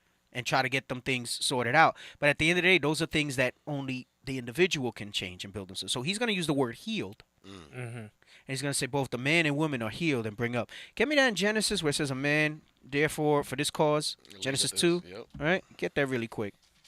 The book of Genesis. Oh, snap. Sis said, I thought that was Mark Anthony. Sis, so did I at first glance. He looked straight he looked like Mark Anthony, like that ate a lot. Because Mark Anthony hella skinny now. I mean, he always been skinny, but read this real quick. The book of Genesis, chapter 2 and verse 24. Therefore shall a man leave his father and his mother. Right. That's showing that you've healed. You've built yourself up. It's a sign of maturity. That you don't need to be under, it don't necessarily just mean, yes, on the surface it means you're not living in mama's house, daddy's house, right? But it shows that means there's that growth. You're healed. Right. You're a complete person. That you can now go and be this complete person and find another complete person to bring it. And it's not to say that you don't have issues, but the issues aren't dependent on each other to fix them and heal yourself. This is what I mean when I say that whole thing of complete me. You have that wrong. Yes, there's a union where you complement each other, the otherness of the feminine and the attractiveness of the masculine, right? That brings the pair together, right? That's the rib that comes back together. You cleave and you become one flesh. So there is a completeness that happens. But if you've gone into that thing with all the hang-ups and all these other things, and you didn't work on building yourself up in your repentance in these scriptures first, you're not going to find that somewhere, right? So read this again. Therefore shall a man leave his father and his mother, and shall cleave unto his wife. Right. So meaning that I just wanted that part. That when you leave your father and your mother, it means it's showing that sign of maturity, fulfillment, that you're a healed and complete person, right? So go ahead. He's going to give you the definition. A successful relationship is a relationship where you have a healed man and a healed woman that is spiritually connected, that is not operating. Stop. He said you're spiritually connected. Not connected at your loins. That part. Right? Although in marriage that is honorable and it is spiritual, but not connected at your loins because you felt the magnetic pull of getting your willy wet. That part. Right? getting your box packed up. That part right there. Okay? That's not what it's talking about. He says you're spiritually connected. And not the spirituality that you think that the world said and, oh, I feel this or I feel that. I just know him. He's my soulmate. Let me tell you something. If you're rooted in the scriptures, if you're built up, rooted, and healed, you're going to sense the spirituality of the person that you should be with. That's right. And it's funny because it's so difficult that sometimes you won't know until you're with the wrong person. Then you just got to make it work. Yeah, that part right there. Then you just got to make it work. Mm-hmm. And you can make it work. Right. The way the scriptures are set up, you can make it work. But it might not be the fullest potential of what it could have been. Because the scriptures say, what God joined together, let no Right. man tear asunder. That Right. means that you went through the proper steps in the scriptures to prove each other to Right, see. right. You're just talking about my soulmate. Right. But you forgot all the steps that led up to it. Right. That's a heavy point you brought out. Damn, you was real malak like that. I mean, all praise to the Most High. You was in your malak hood in that. All praises. Yeah, that means that you applied everything. Mm-hmm. You went through all the different proving steps and everything like that. You know what I'm saying? And you went there. Like you did what you needed to do, right? Mm-hmm. Anyway, go ahead. Come on. The wounds of their past, but that is in fulfill alignment with who they are today, that the man has decided the type of woman he wants, the qualities that he wants, and he has not deviated from those qualities. Stop. That's the non-negotiables. That's it. You do it from a sense of loss. What was the term that was used? Fear of loss. You do it from a fear of loss. Yes. This goes for men and women. And it might not be fear of loss that you might not find another guy or another girl like this. It's the fear of loss of maybe I'm getting older. Mm-hmm.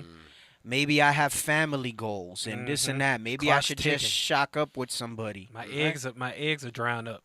Right. Mm-hmm. Hey, that shows a lack of trust in the Most High. too. There you go. That's exactly what it is. It does they- show a lack of trust in the Most High. They don't respect their non-negotiables enough to have that Hey, faith in the Most High. let me tell you, I know a handful of brothers and sisters that have yet to this day decided that they want to be married, and it's because they want to wait for stuff like this. They got these qualities, they got this stuff. Mm-hmm. I know a captain who hasn't married for years. He's like, I'm not trying to trim anything. I know what I want, and I haven't found it yet. And I'm like, damn, okay, all right. That's heavy. You gotta respect that. Yeah, for real. Gotta respect that. So I said, there's a handful of brothers and sisters who are adamant about that. You know, we used to get on him for a little while, but leave him alone. Leave him alone. They played their cards the right way. Right. And when that time comes, if it's ordained of the Lord, they're gonna find somebody rather than push it.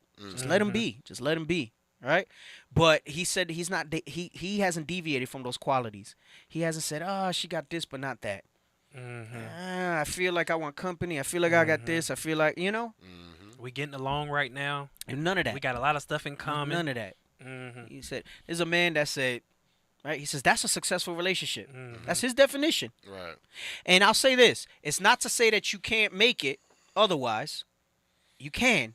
But it takes so much more work and effort. When if you do it the right way, if you do it according to the things that he's saying, stuff that we brought out, stuff that leadership brings out, stuff that the Bible brings out, your success scenario is going to be so much better. So much less friction. Less. I didn't say perfect. Yes. Less. Perfect. Perfect. Less. Go ahead. Come on.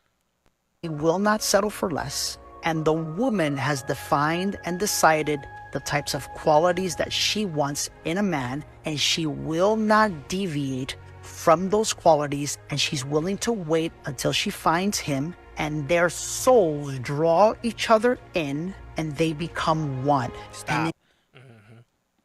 Read this again. Genesis. Yes, sir.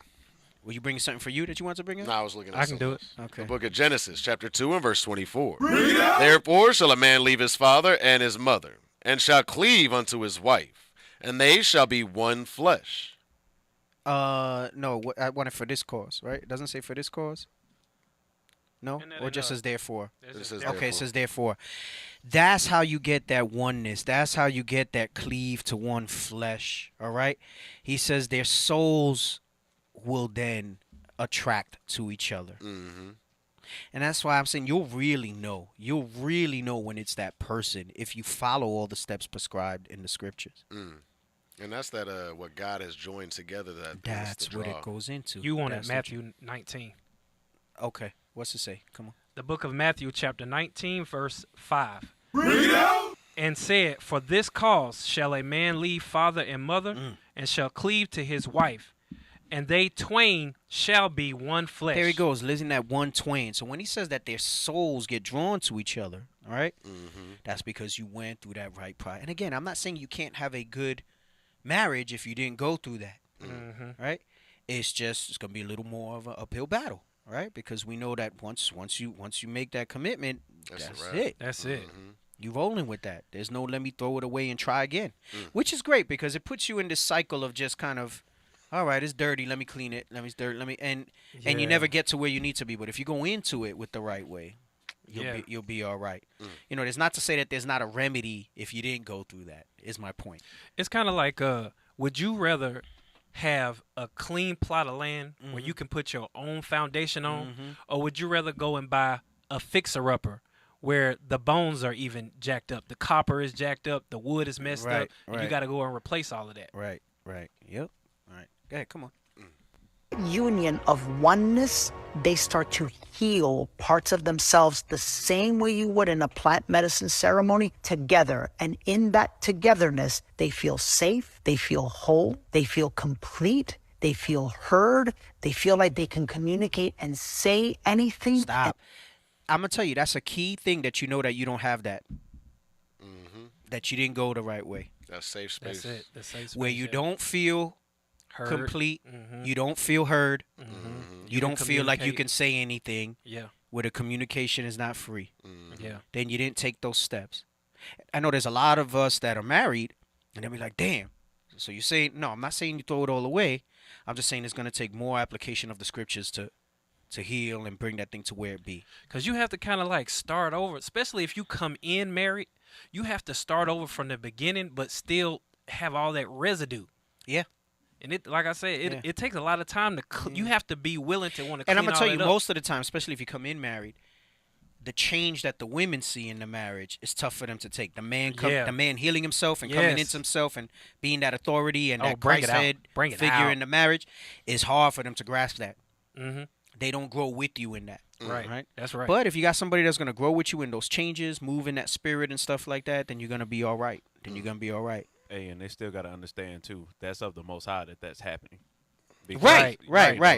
Exactly. They may be thinking, "Oh, I didn't get to officially prove." Nah, it's still of the Most High that you still came into this thing married. Yeah. You just gotta go that way. Come on, let's go. Feel, most importantly, the ability to be who they really are. That's my definition of a successful relationship. That's heavy. That's heavy. A lot of people. There's a stranger in my house. Remember that Deborah Cox? Yeah. Oof. There's a stranger in my house. Took a while to figure out. Damn. There's no way he could be who he says to be. Or I forgot the rest of the line. Damn. That thing is heavy. There's a stranger in my house. Sometimes that'll happen. And you know, you married the representative rather than the person. Right. That part right there. Got him. Yeah. But he says that they can be their authentic self. They can be their authentic self. And for those that don't know, there's a class on or a radio show on the representative. Quick plug. Even a class. I think Captain Hoshea did one. 10 ways you know your spouse isn't in the truth, or your wife isn't in the truth. Oh, was it Tamia? Damn. Okay. All right. I thought it was Deborah Cox. Damn. I don't know why I thought it was her. Okay. I got you. Actually, probably the original one is Ronnie Millsap. Oh, damn. The original was some Edomite named Ronnie Millsap. So I guess it's a remake. Right. It's a remake. Damn. Yeah, that's a heavy video, right? So they came up with different words on it or something like that. My wife sent it to me. It's a stranger. Thank you. Thank you, everybody. I apologize. Judah food's still not the best. Damn. Damn. Claude have mercy. Oh, man. Let's my go. God. Let's go. Let's go. Hey, I was about to say, now you done started something with Judah again. They're going to be correcting you on that. Damn. Damn. Hey, let's move on. Let's move on. Let's get back to, so that was marriage moments. That was marriage moments from this week. Unless y'all got anything else y'all want to bring out. Great. Okay, that was marriage moments. All right. Let's move on. Let's move on. We going back to this video, right, with Andrew Tate. Let's play from the beginning, but I won't stop until we get to this point because I know we spoke about all that. Okay? Go ahead. Come on. What do I got to do? I'm a coachable guy, super coachable guy, 21. I'm like, okay, very coachable. Tell me, what do I got to do? I'm a coachable guy. What do I got to do? I'm a coachable guy, super coachable. I want to make money. I'm sick and tired of being broke. My dad's at the 99 cents. Too many heart attacks. I want to get out of this. Yep. So I'm like, hey, Patrick, basic stuff. When you're doing business and you're talking to rich people, I'm Morgan Stanley Dean Witter. Never talk religion, never talk politics, never talk sex. Just don't talk about those three things. I said, okay, guess what? Never talk politics, never talk religion, never talk sex. No problem. We're going to business. So what do you think about the political climate today, Patrick, David? Yeah. Oh, what do you think? Yeah. You know, well, I think this, but what do you think, Patrick? I don't know, you know, quite frankly, I think I'm trying to figure it out for myself right now, but we'll see what's going to happen, like, you know, whatever way you're deflecting and you kind of go on your phone. Hey, what do you think about God? What is your opinion on Islam or Muslim? Yeah. Well, you know, for me, you know, you deflect that. Eventually, you're sitting there, you're like, the people that I know at that level want to talk about those three topics. Yep. Now, sex is maybe off camera and they're kind of having fun with it, but they want to talk about politics and religion. Yep. So we, for the longest time, have been silenced, and now the ESG community, all this time they've told us to stay quiet, and they're saying what? They're talking politics, they're talking religion, and they're talking sex. Sex the way through LGBTQ, what's wrong with that? What's wrong with it? It's normal, it's normal, it's normal. No, it's not normal. Well, listen, you guys shouldn't talk about politics and sex and religion, shouldn't be doing that. And then you see this one, you know, during COVID, one pastor, Australia, a Syrian man, I don't know what his name is, Vinny, what's his name, the Syrian pastor, priest from Australia, and he was fighting all the anti-COVID guidelines, and his stuff is going viral. He's doing this. And you've seen these messages. Some of the people that stood up, they stood up because they feared God, okay? And for you, with your life... So stop. I'm sorry. That's heavy. He says some of the people that stood up, they stood up. Now, misapplied, right? Because they weren't sure about, you know, they're not Israelites, a lot of them. A lot of them don't, you know, they're not really going to get the understanding of the scripture. But it's crazy how they even wind up will have a fear of God versus our own people. You got something you want to bring out? I see you flipping pages. Yeah, what is that, Psalms? Who will rise for me? Right. Yes. Right, you could bring that out. Yep. And then that goes into that clean fear of God, right? You know? This is the book of Psalms, chapter 94, verse 16. Read out. Who will rise up for me against the evildoers? And it's a rhetorical question that was asked, but it says, who will rise up for me against the evildoers? Read.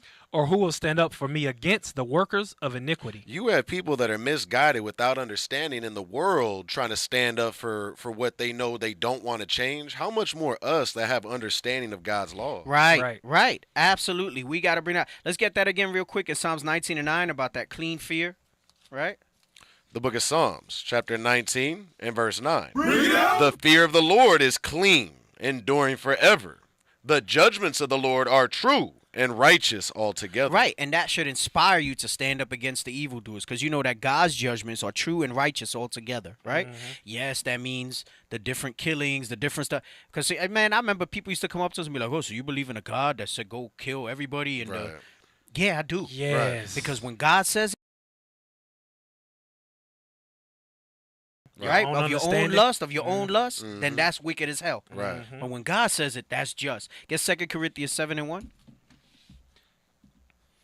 A lot of times we talk about that fear of God, and it should do two things.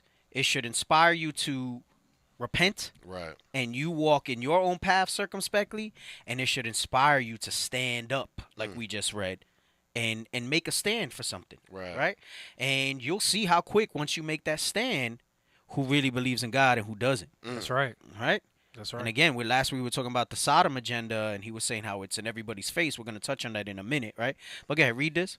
The book of 2 Corinthians, chapter 7, verse 1. Read it out. Having therefore these promises, dearly beloved. Right, and we understand those promises, right?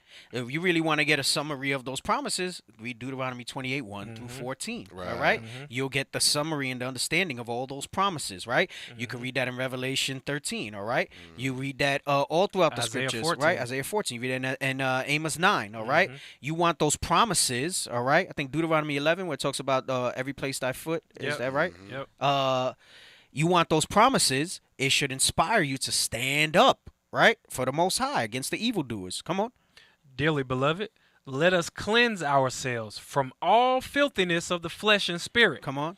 Perfecting holiness in the fear of God. Right, and remember, the scripture says the weapons of our warfare. If you fear God, you understand that it's a warfare.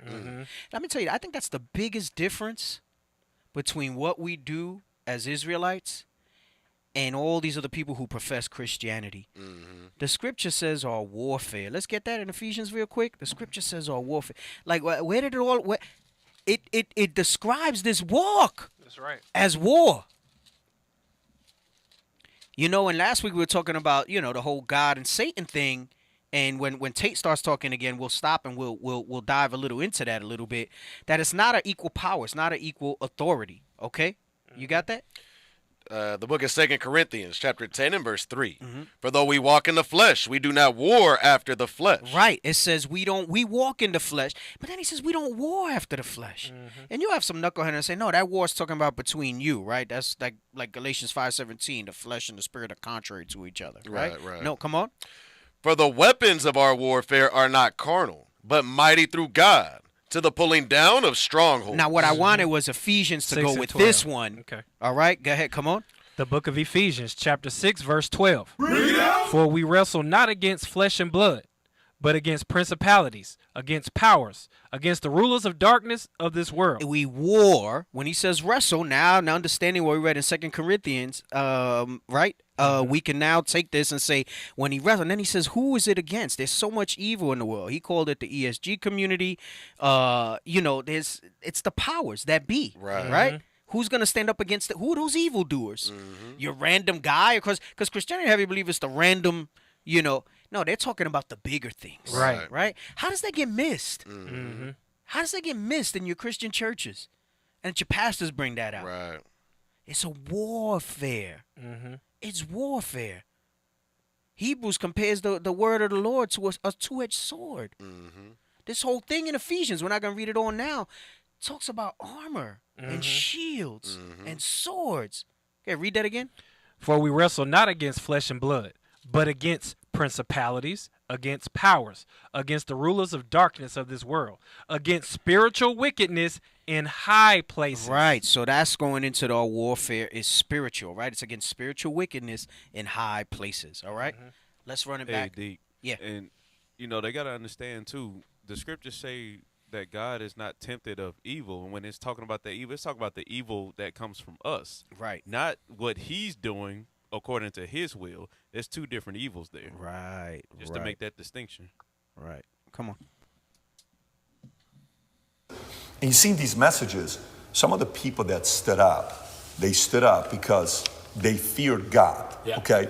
And for you, with your life, it's been interesting watching you go through your evolution of your faith. Pre-2022, former atheist, couple of the things you've said in the past, God isn't real because you can't prove it. Okay, kind of like that was more the Malcolm X argument, right? Bad things happen to good people and good things happen to bad people far too often for God to exist. I'm the center of my universe. That's pre-2020. Then gradually you start talking about Christianity and, you know, in 2020 you made a video announcing that you were wrong about what you had said previously about God, right? Now you start saying people are who are atheists are angry, bad energy people, and I don't want to be on that team anymore. And even if God is not real, the world is a better place if people do believe in God. I know God is real because there's so much evil in the world that there has to be an equal and opposite force. The devil can't exist if God does not. And if you look at the world today, it is very obvious that the devil does not exist. And I'll go to the last one here with Muslim quotes from you.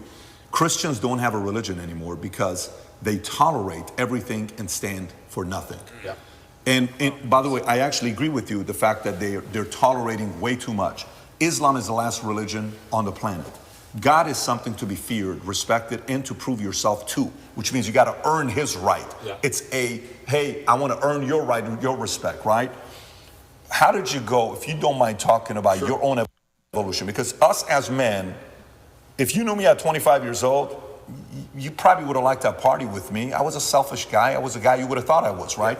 And we go through this phase of where the selfishness kind of comes down a little bit. You still need to be selfish because you need to be driven, but to the point where you're like, listen, man, I got to really do something. And then somehow, some way, God enters. What's been your evolution of your faith, and where are you at today? Yeah, I think Newton's, it's third law, equal and opposite force. What you just said there is absolutely true. Stop a second. I want to deal with hold on, I was trying to pull my thing up because I know we got some points in the video that we had highlighted. I want to make sure we're jumping to some of those. Hold on a second. And then Deacon, you can see the evolution that he's lost. Right. He went from being atheist to Christian to Israelite. He's literally searching for God. Literally, yes. And it got to it because once you have money, you have you have all these worldly things, these vanities. It's that void that you were talking about earlier, Deacon, that you know something's missing, but you can't fill the void with anything that you're trying to attain. Right, absolutely. I'm trying to look at where we put. Okay, we have reposted the topic content. All right, so we'll where we at now? We haven't even got to that part yet. No. But he said something about the opposing force, and last week we spoke about it, right? Well, I'm not gonna go over those exact scriptures again. I had basically addressed devil and Satan, but I want to bring this out in Job again to show you that the scripture shows you plainly that there is no equal opposing force to God, right? We were going over the Epicurus quote. Let's pull that up, actually, the Epicurus quote, because that'll be good for this as well. And you know, obviously, most of us like Andrew Tate.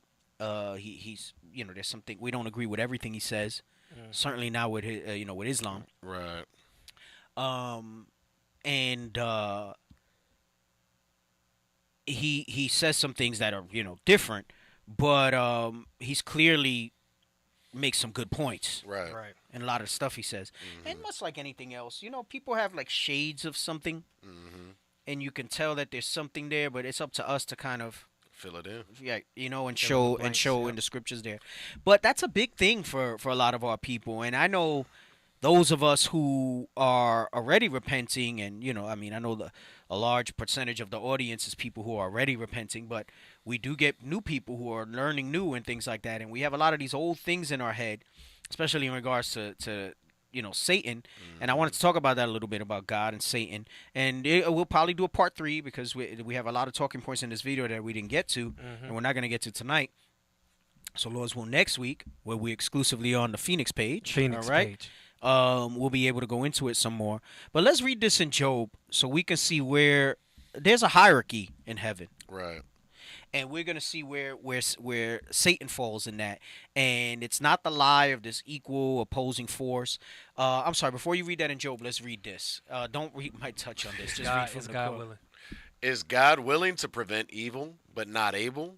Then he is not omnipotent. Right, so omnipotent is all powerful.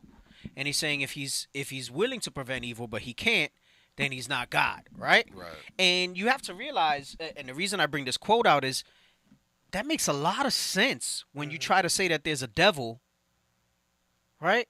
See, this is where you get people that get disenchanted with this fairy tale that what that Christianity is, right? Christianity teaches you is God and the devil versus each other, and all the evil that happens is the devil, and all the good is God. Right. So then you have the people who say, well, there is no God because how could all this evil happen? That's a logical response. Yeah. Response. Right. Because how is he God then? He's not omnipotent. Right. If he wants to stop the evil but can't. Right. So you're saying the devil wins? He's flawed. Damn. Or is it the definition of a God that is false? That is gonna a real God is going to allow certain things to happen. And this is where he addresses it in the next point, right? Go ahead, come on.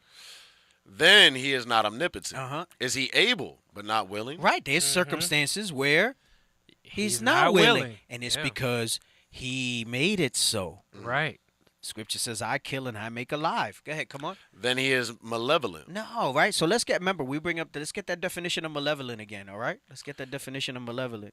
What are you going to say? I was going to read, but... Oh, okay. Good. You can keep reading, then we'll come back to malevolent. Is he both able and willing? Oh, yes, he is. Come on. Then whence cometh evil? Oh, so is that Satan? Is he neither able nor willing? Then why call him God? So then he don't have no power. Right. So really the question that you got to ask yourself out of all of this, is he both able and willing? Then whence cometh evil? Right. Let's get that scripture about I kill, I make alive. All right. The light and dark. Let's run them back real quick. All right. I create good and evil. Yeah. Let's bring that out real quick. And what's heavy, last week we talked about we were gonna bring up the fear of God nowadays is taught by the precept of men. Yeah, I had it. Right. All right, malevolent, right? Having or showing a wish to do evil to others, right? Remember, he is God. What else we got on that? All right, come on, let's scroll down. Let's see what dictionary says. About malevolent. You see the synonyms was violent? Didn't he drown everybody back in? Yes, he did. Didn't he kill all the firstborn? Look at that. Evil, harmful, injurious. Click see more. Let me see what else they got. No, we don't want that. Evil, harmful, or injurious. He's an omnipotent God. Go back to the Epicurus thing. He's an omnipotent God, meaning he's all powerful. See, this is the contradiction that Christianity, that the precepts of men will tell you. Right. And you're confused, and you look stupid when you're trying to defend. That's your Christian fairy tale. Right. So then you try to come up with something else that more closely aligns to it. Instead of having that fear of God, start applying his commandments, and then the scriptures all of a sudden become unsealed to you. Well, you got to study. And you can see what it says there. Right. That's the in-between that I left out. Yeah. But then you start to see what's there. That's like when Christ said, if you become as this little child, you're not going to see the kingdom of heaven. You can't see what's in front of you. You're not going to be able to see it. No. Right. Remember, it's the Lord that poured out the spirit of deaf sleep. Right. It's only him that's going to be able to open it up. Right.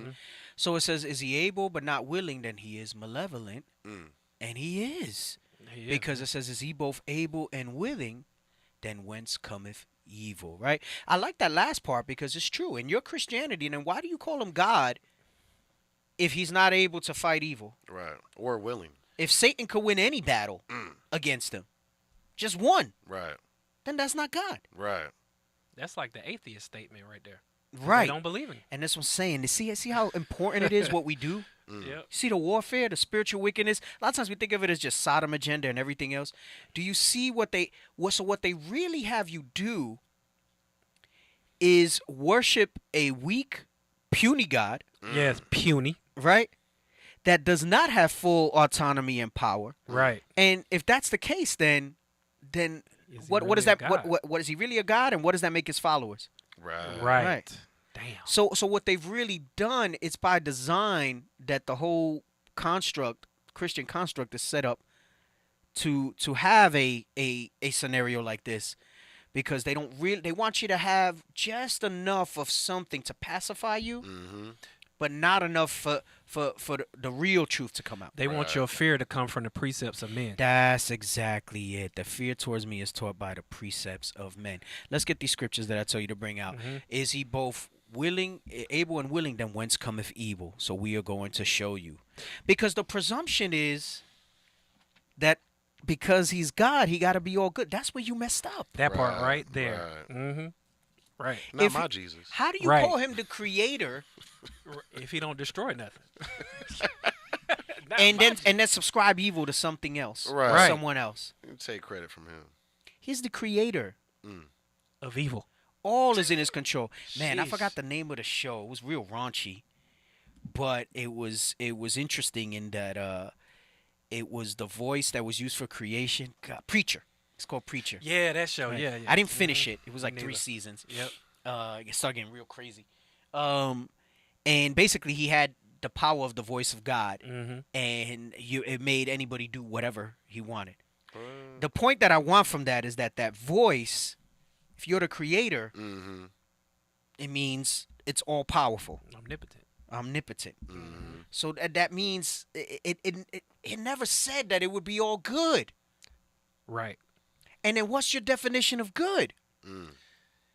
Right, because his evil is just, Yes. which is good. Yes, which is good. See what we're getting at here, right? People like to muse on philosophy, your consciousness, and all that stuff like that. Wrap your head around that. You filter out all the noise and the other stuff that's there. He said he went to Islam because Christianity tolerates too much. Christianity is not of the scriptures. Andrew Tate need to come and talk with us. Right. For real, though. Andrew Tate need to come have a little sit down with us, and we gonna put him on the right track, right?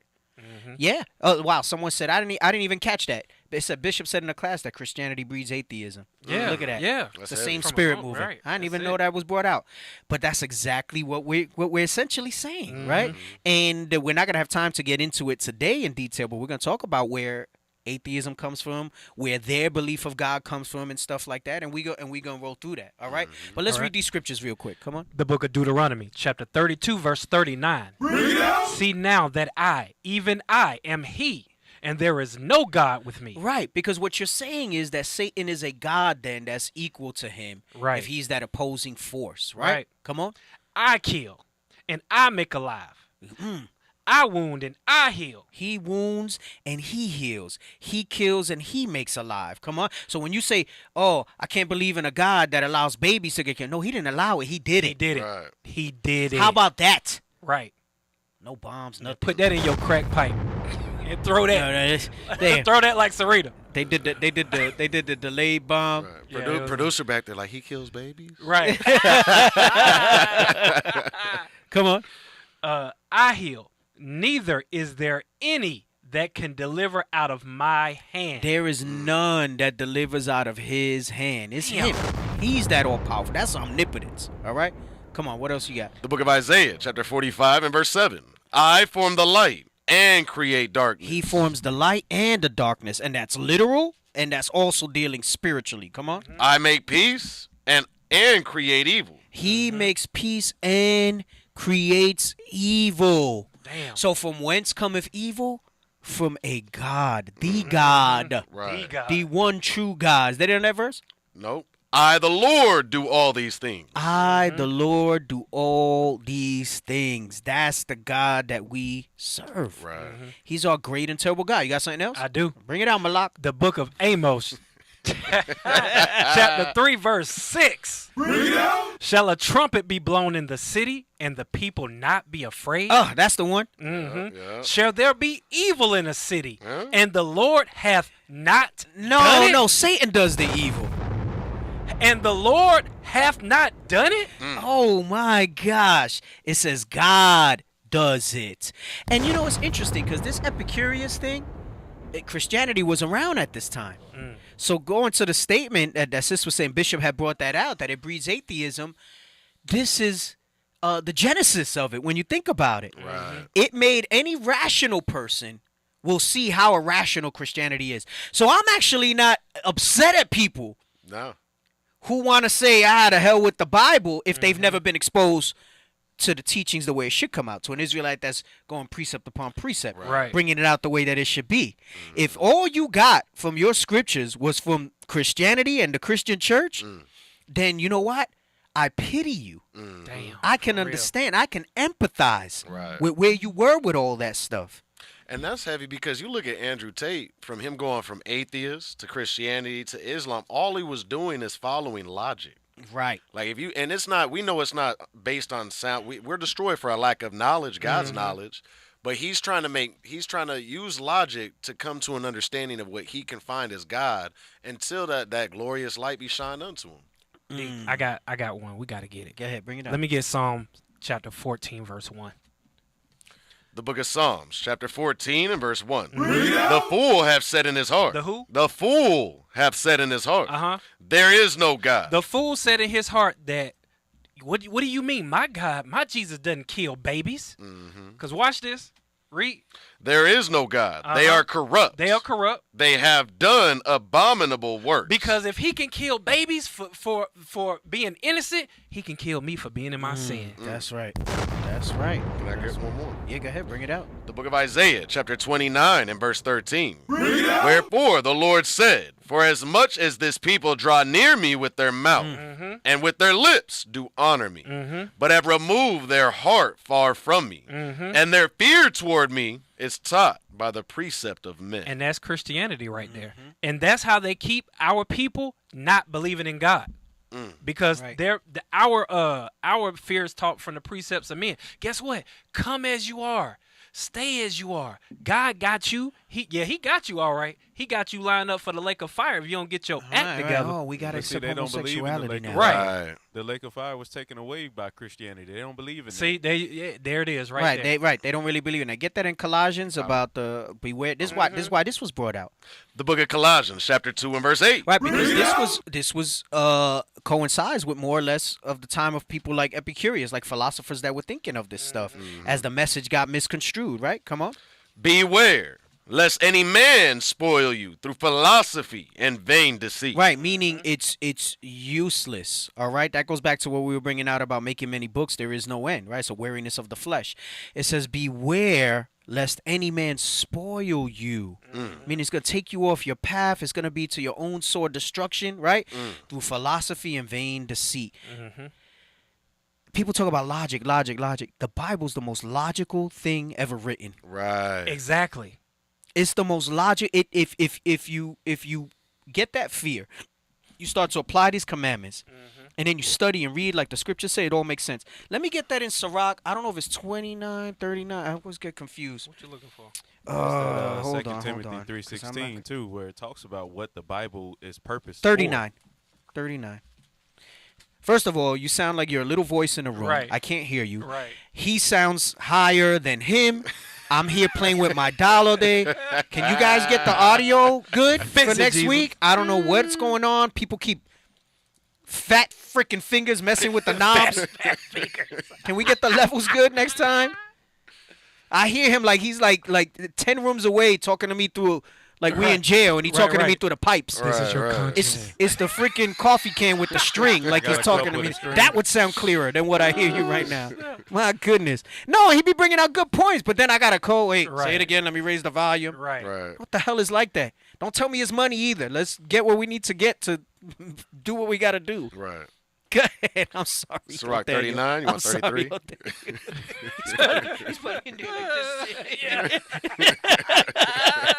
I'm sorry, officer. I apologize. Sirach 39, start at 1. The book of Sirach, chapter 39 and verse 1. Let me show you how logical it is. That's the Bible's the most logical thing there is. People talk about philosophy, vain. We're going to come back to Colossians. The Bible's the most logical thing there is. It gives you the formula for rationalizing and understanding the whole world. All right? Roy. Go ahead. Come on, read this. But he that giveth his mind to the law of the Most High. Give your mind to the law first. You want to open up your understanding to logic? Yep. You want to open understanding your mind? First is really fear. Right. Right? But you won't give your mind to the law if you don't fear the Lord. Right. So fear the Lord and give your mind. Give it. Trust in him and all that. The Proverbs 3 and 5. Right. Lean not on your own understanding. Right? Come on. And is occupied in the meditation thereof. You study. You're occupied in the meditation thereof. Joshua Don't mean 1 you and 8. sit here and put the Bible in here and go home. Right.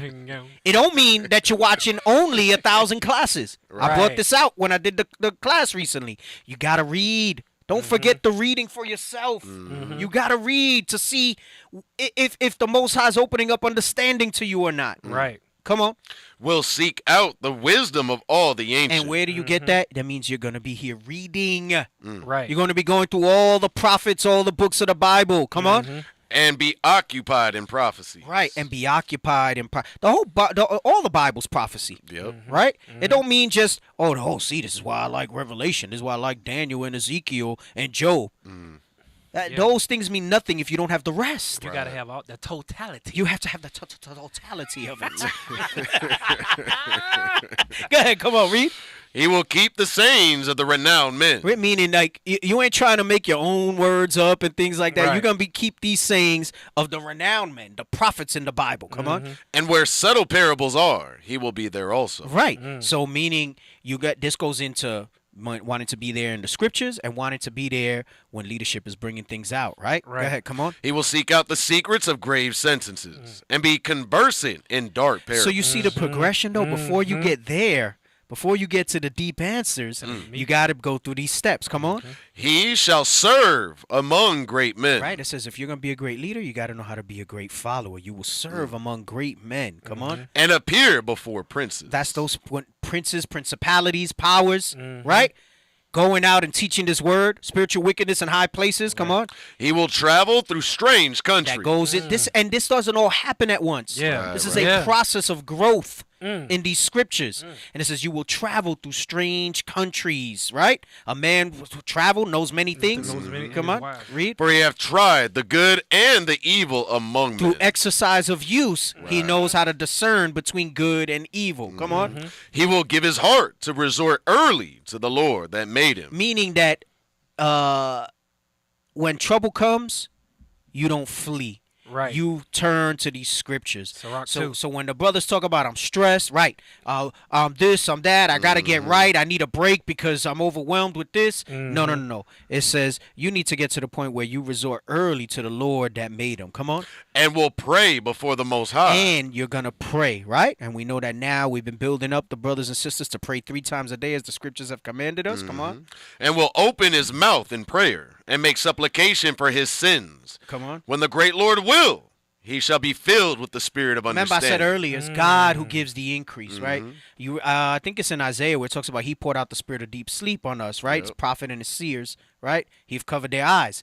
But it says when God is ready to, you will be filled with the spirit of understanding. But you got to go through all, and we could do a whole class where we precept all these verses here. You just gave a few. I had quoted a few. I'm sure your fingers is here itching to go to a bunch of them, right?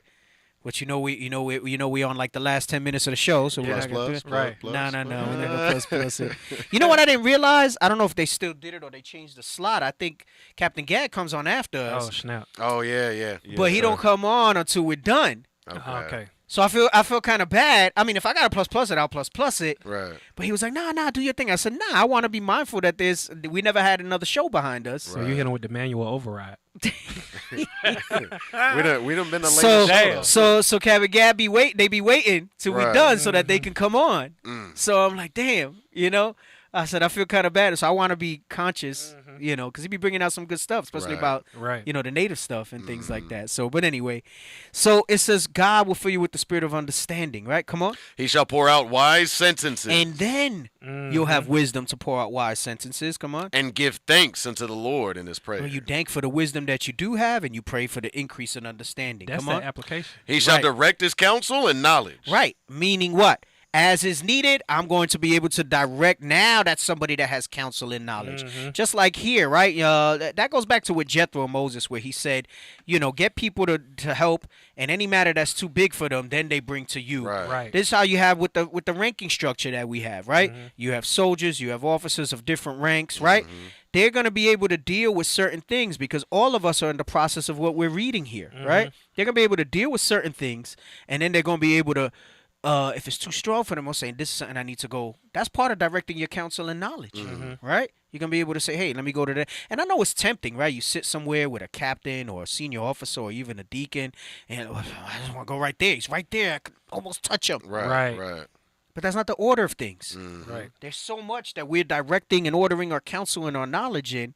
You got to go through the process and have trust that the Spirit of the Most High is moving with people like we've read here. Right? Go ahead, come on. He shall direct his counsel in knowledge, and in his secrets shall he meditate. Right, meaning that we're then in his secrets going to meditate. Come on. He shall show forth that which he hath learned. You're going to see that this person applies. Right. It's not just in teaching. You're going to see it in actions. Come on.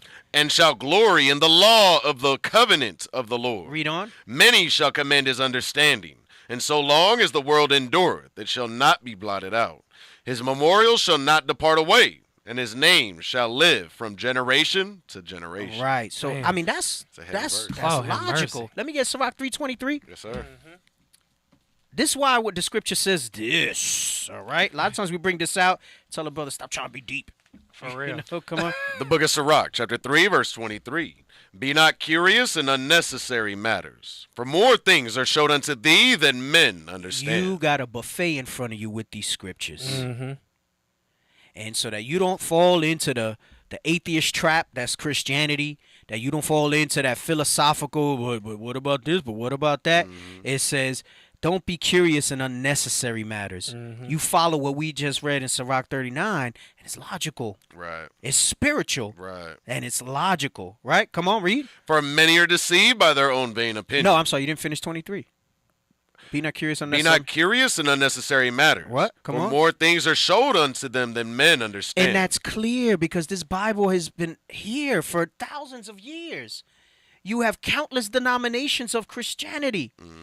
You have offshoots of other religions that quote the Holy Scriptures. Right. But they can't understand it. They don't see it. Get me that? Is it in Luke where he says, blessed are your ears and your eyes? For many have desired to know. While he's looking for that, can we read 21?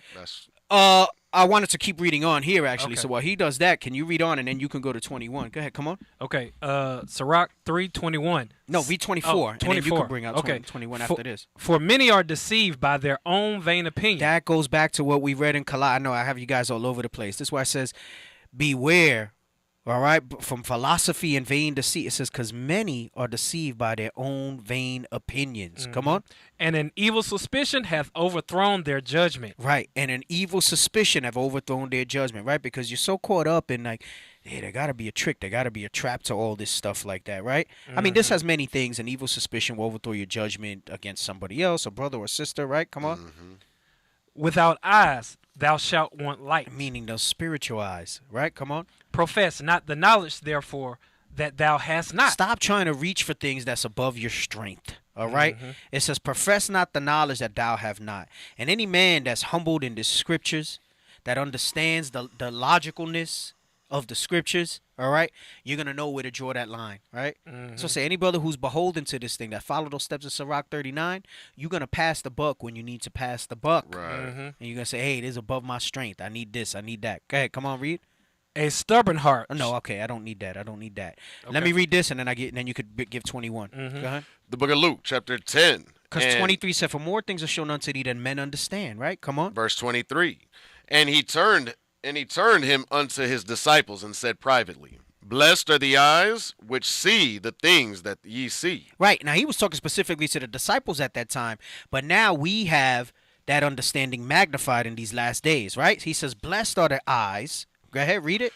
For I tell you that many prophets and kings have desired to see those things. That's the thing. This is where you get all these religions, all these things. I'm sorry, I'm going to let you get your 21 because I want to finish Colossians 2 to bring it back to that point after we read this. Is it 2 and 8 or 3 and 8? 2 and 8. Yeah. I want to finish that after we read this. Read this part again. For I tell you that many prophets and kings have desired to see those things which ye see. Right. It says many prophets and kings. He's saying there were even prophets that didn't get the measure that you guys got learning with me face to face. Right. He says many prophets and kings have desired to see, to know those things that you know. Come on. And have not seen them. And have not seen them. So what do? They make stuff up. Right.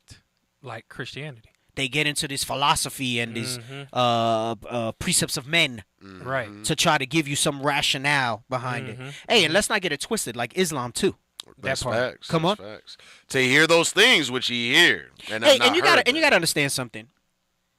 I wanna say something here, because I know a lot of our brothers and sisters are in Islam, and they will take offense when we talk about Islam. Right. And I get where that comes from, because I'll take offense when you talk about the scriptures. But Islam is not your identity. It is not a personal attack when we say that. You do not find the face of your people in Islam. You find the face of your people in the Bibles. So we're going to defend the Bible vehemently. We are. Right. We will. All right? Voraciously, with passion and conviction, because our identity is in the Bible. Your identity is not in Islam. You look at the origins of where it was made up. you look at who it was taught to, it's not for you. That's not your armor. That's not your sword. So you're getting it twisted, and you think when we attack Islam that we're attacking you. And I get how that can be the case on the surface. But you got to put that guard down and realize that, again, it's because you keep looking at this as white man, and Islam's the closest thing you could get to something where somebody has some color, supposedly, that brought it out. And that's why you roll with that, right? And it got popularized here with the Nation of Islam and the teachings, and it gave our people community. It gave them something to be action, because you got to admit they did. And you know, I mean, not so much these days, but they did for a time, right? They had some action behind it. They did some stuff, right? The newspapers. They got some numbers behind it and stuff like that. You got to work on that doctrine piece. That's right. You got to work on that doctrine piece. You know, they went out, they represented the community and showed face and things like that. With the suits, they showed uniformity and discipline. Imagine if that zeal and conviction, that zeal that's not according to knowledge, can be humbled into the scriptures and whatever. If they can follow those steps in Sirach 39, like we just read. That's Ezekiel 37, right? Right. Let's bring something like that together. But make no mistake about it, this includes Islam too, right? But go ahead, come on. And to hear those things which ye hear, and have not heard them. Right, and to hear those things which we hear, and they have not heard them. That goes with what we read in 23, where it says, more things are shown unto you than men understand. Now, let me get back to Colossians 2 and 8, and I'm going to let the officer bring his script. Go ahead, come on. This is the book of Colossians, chapter 2, verse 8. Beware, lest any man spoil you. This is why you got to beware. Watch out. You got to be. Watch out. Danger. Lest any man spoil you through philosophy and vain deceit. They don't know, so they make it up. Right? Verse was it 24 that said yes, sir. 23. 24, for many are 24. deceived. For many are deceived by their own vain opinion and evil suspicion have overthrown their judgment, right? So they reached, and 25 said, profess not the knowledge, therefore, that thou hast not. So instead of applying that in the scriptures, what they did was, I gotta figure something out, so I'm gonna pick what's out there, right? Right. That's kind of like, man, you go to the Benji spot, and you say, man, let me get the oxtail, me not have that. And you go and you say, all right, let me get the jerk chicken, me not have that. Damn. Right? And then you go and you say, all right, you got to pick from what's there. We got meat pies. So you couldn't get what you really wanted spiritually. So you went somewhere else. The best, closest thing. That's what happened with our brother Tate. And then as we go into it next week, you'll see about that. But he's not wrong in what he's searching for. Right. So he picked whatever made the most sense, because that's all that's available to him. Right. Because That he he tried to knows. do it himself. That's the biggest thing I got out of this segment here. He tried to do it himself without religion. Right. This is why the interviews telling him, you said this, you said that, this is your evolution in your faith. And now he's settled on this because he don't know about us yet. Right. Or he hasn't given us enough credence, if he does know. That part. To sit down and really listen. Right? So go ahead. Read this in Colossians 2 and 8 again. The book of Colossians, chapter 2, verse 8. Beware, lest any man spoil you through philosophy and vain deceit, after the tradition of men, after the rudiments of the world. Tradition of men are those man-made religions. Right. And those man-made, Christianity's a man-made religion. Our religion is the law, statutes, and commandments. The difference is that religion is something that anybody can put on. Yes. But this is only for us. Right. This is only for us. Go ahead, finish up. After the rudiments of the world and not after Christ. Because it's not after Christ. It's not after the real Christ of the scriptures. Right. That's how you can get a Christian talking about tolerate this, tolerate that. The black no, man. No. It don't go that way. Okay, bring out what you want to bring out. All right, let's get Sirach 3 and 21. The book of Sirach, chapter 3 and verse 21. And this is just backing up what you were saying from verse 23. Go ahead. Seek not out the things that are too hard for thee. Neither search the things that are above thy strength. Because the thing is, with Christianity, they make John 3:16 above your strength. They make the Sabbath day and all of the laws that we keep above your strength. So the things that we should be doing is doing what? Getting with being continually with the godly man that keeps the commandments so that they can guide us to show us how to study the Bible, how to pray to the Most High, and how to apply these things so that we can continue to grow as a nation.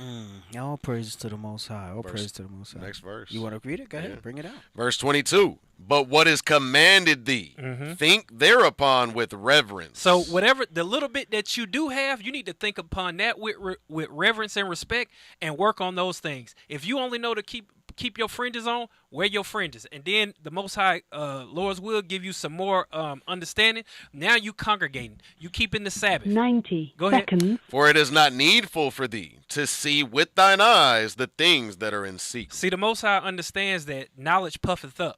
So you only need to have what you got in front of you right there, and trust that that's good for you at that time, because he'll deal with you. He'll walk with you in crooked ways until he opens up that level of understanding. Read that verse 22 again. Verse 22. But what is commanded thee, think thereupon. Right. Now read Sirach 39:1. That also goes with this. What is 60 commanded thee, think seconds. thereupon. The book of Sirach, chapter 39, verse 1. Come on. But he that giveth his mind to the law of the Most High. Think thereupon. What's commanded thee? The laws. The laws. The problem is all these people out there with all this consciousness, they want what the Bible got to give them, but they don't want to do what the Bible got to say. Damn. So what they do is they find the thing that best fits their philosophy, their vain deceit, deceiving their own selves. Their precepts of men. Right? Give me that about the simplicity that's in Christ. Yes, sir. It's not, that's what I'm saying, it's logical. It ain't that hard. But you don't want to change. This is the book of 2 Corinthians, chapter 11, verse 3. But I fear, lest by 10 any means, seconds. as the serpent beguiled Eve. And that's what you get with all these different religions, with all these the whole cult of personality, and everybody talking about you got to accept this, you got to tolerate that. Go ahead, come on. Through his subtlety. Through the subtlety that's there. Through the subtlety of it. Because you know what the subtlety is? It'll start off with, a little mention. And then before you know it, it's in every movie, it's in everything, and it don't even have anything to do with the plot. It's in every ad, it's in all this other stuff, right? Right. It's all in your face. Come on. So your mind should be corrupted from the simplicity that is in Christ. It's a corruption to your mind and how simple it really is to apply these scriptures, right? Usually the solution is the simplest answer, right? Right. That's facts. It's what we're teaching is not a stretch and not complicated. If you really think down and think of that simplicity that's in Christ, everything else is more complicated to accept and believe. If you love me, keep my commandments. It's simple. Yeah, that's heavy. That is simple, right? And the commandments are not grievous. Right. That goes into, I think I had brought it out before, Occam's razor. Right? They call it Occam's razor, but people don't want to apply that thing. Let me see if we got it up there. Can you pick like a quick screen grab of it? Right? Basically, it's saying the simplest outcome is usually the right one. Right? The simplest outcome is the right one. Can y'all look something up with that? I'm trying to look it up now, and then we're gonna wrap and we'll carry on next week. While we wait, you know what's heavy about Sirach 3 and 20, where 23, where 22, where it says it's not needful for thee to see with thine eyes the things that are in secret.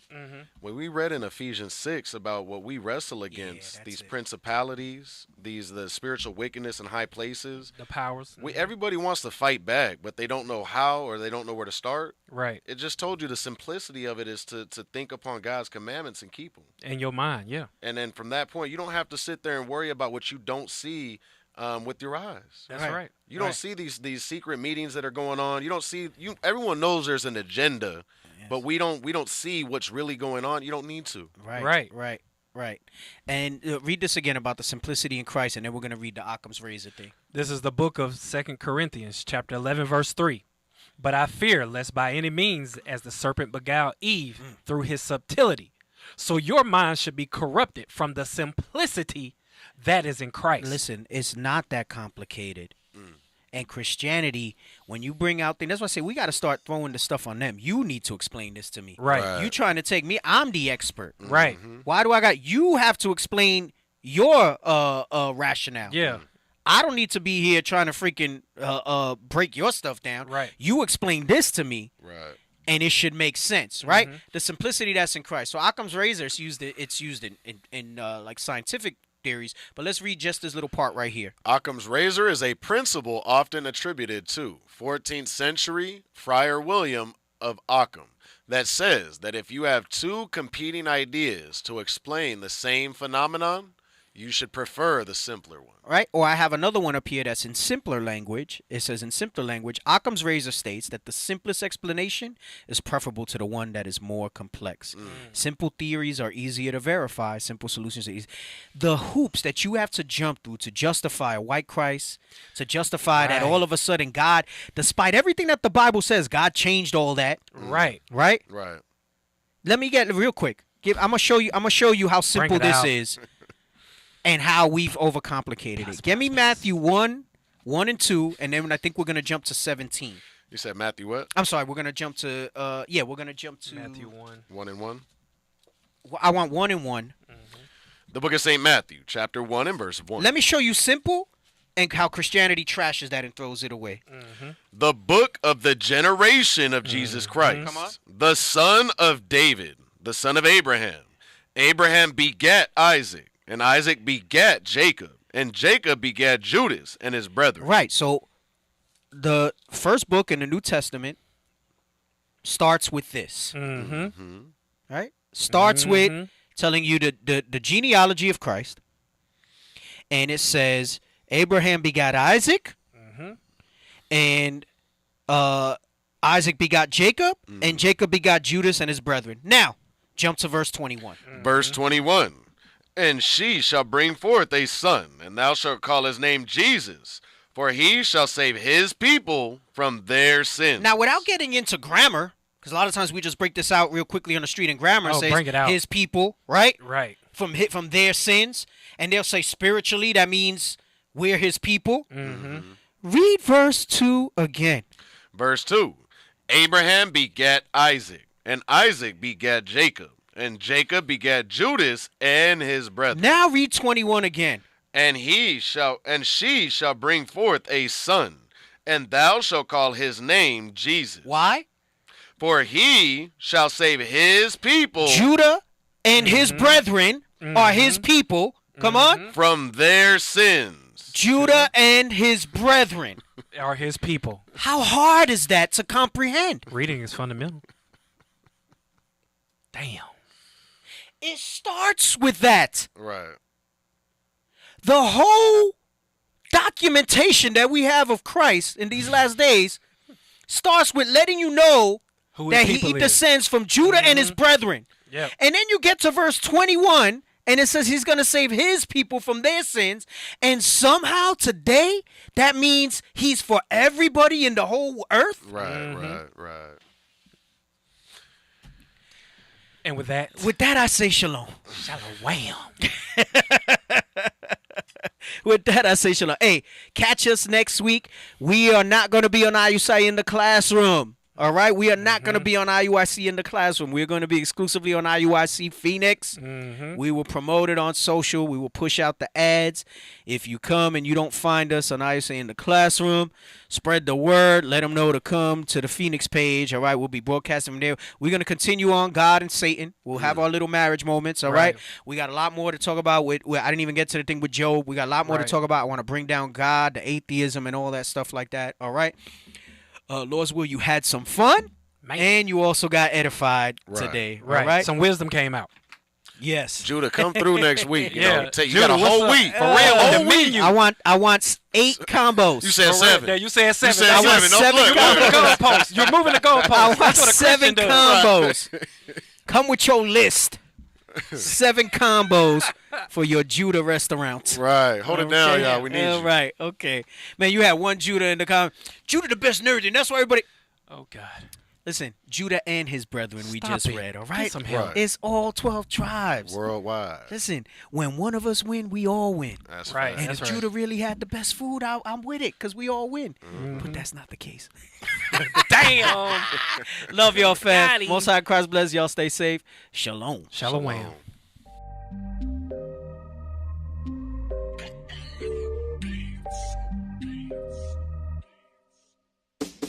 This for the Southern Kingdom, Kwam Yasharallah. Hey, one nation, one nation. This for the Northern Kingdom, Viva la Raza.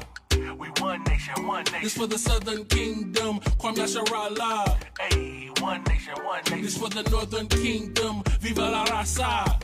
We one nation, one nation. It wouldn't be Israel without Mexicans. Black love, brown pride, cause we next to kin. We ain't gotta tell Esau to let's be friends, cause we above all nations and we better than them. We the salt of the earth, ayy, ayy. And we been king since birth, ayy, ayy. We put the kingdom first, ayy, ayy. And they gon' get this work, ayy, ayy. We was chosen, not cause we the most of the people. Few in numbers, but we over the people. We gods of this earth, we ain't supposed to be equal. Stop playing, you emotional people. The good gotta triumph over the evil. So my foot's on the throat of the eagle. Their tongues will confess that we the people.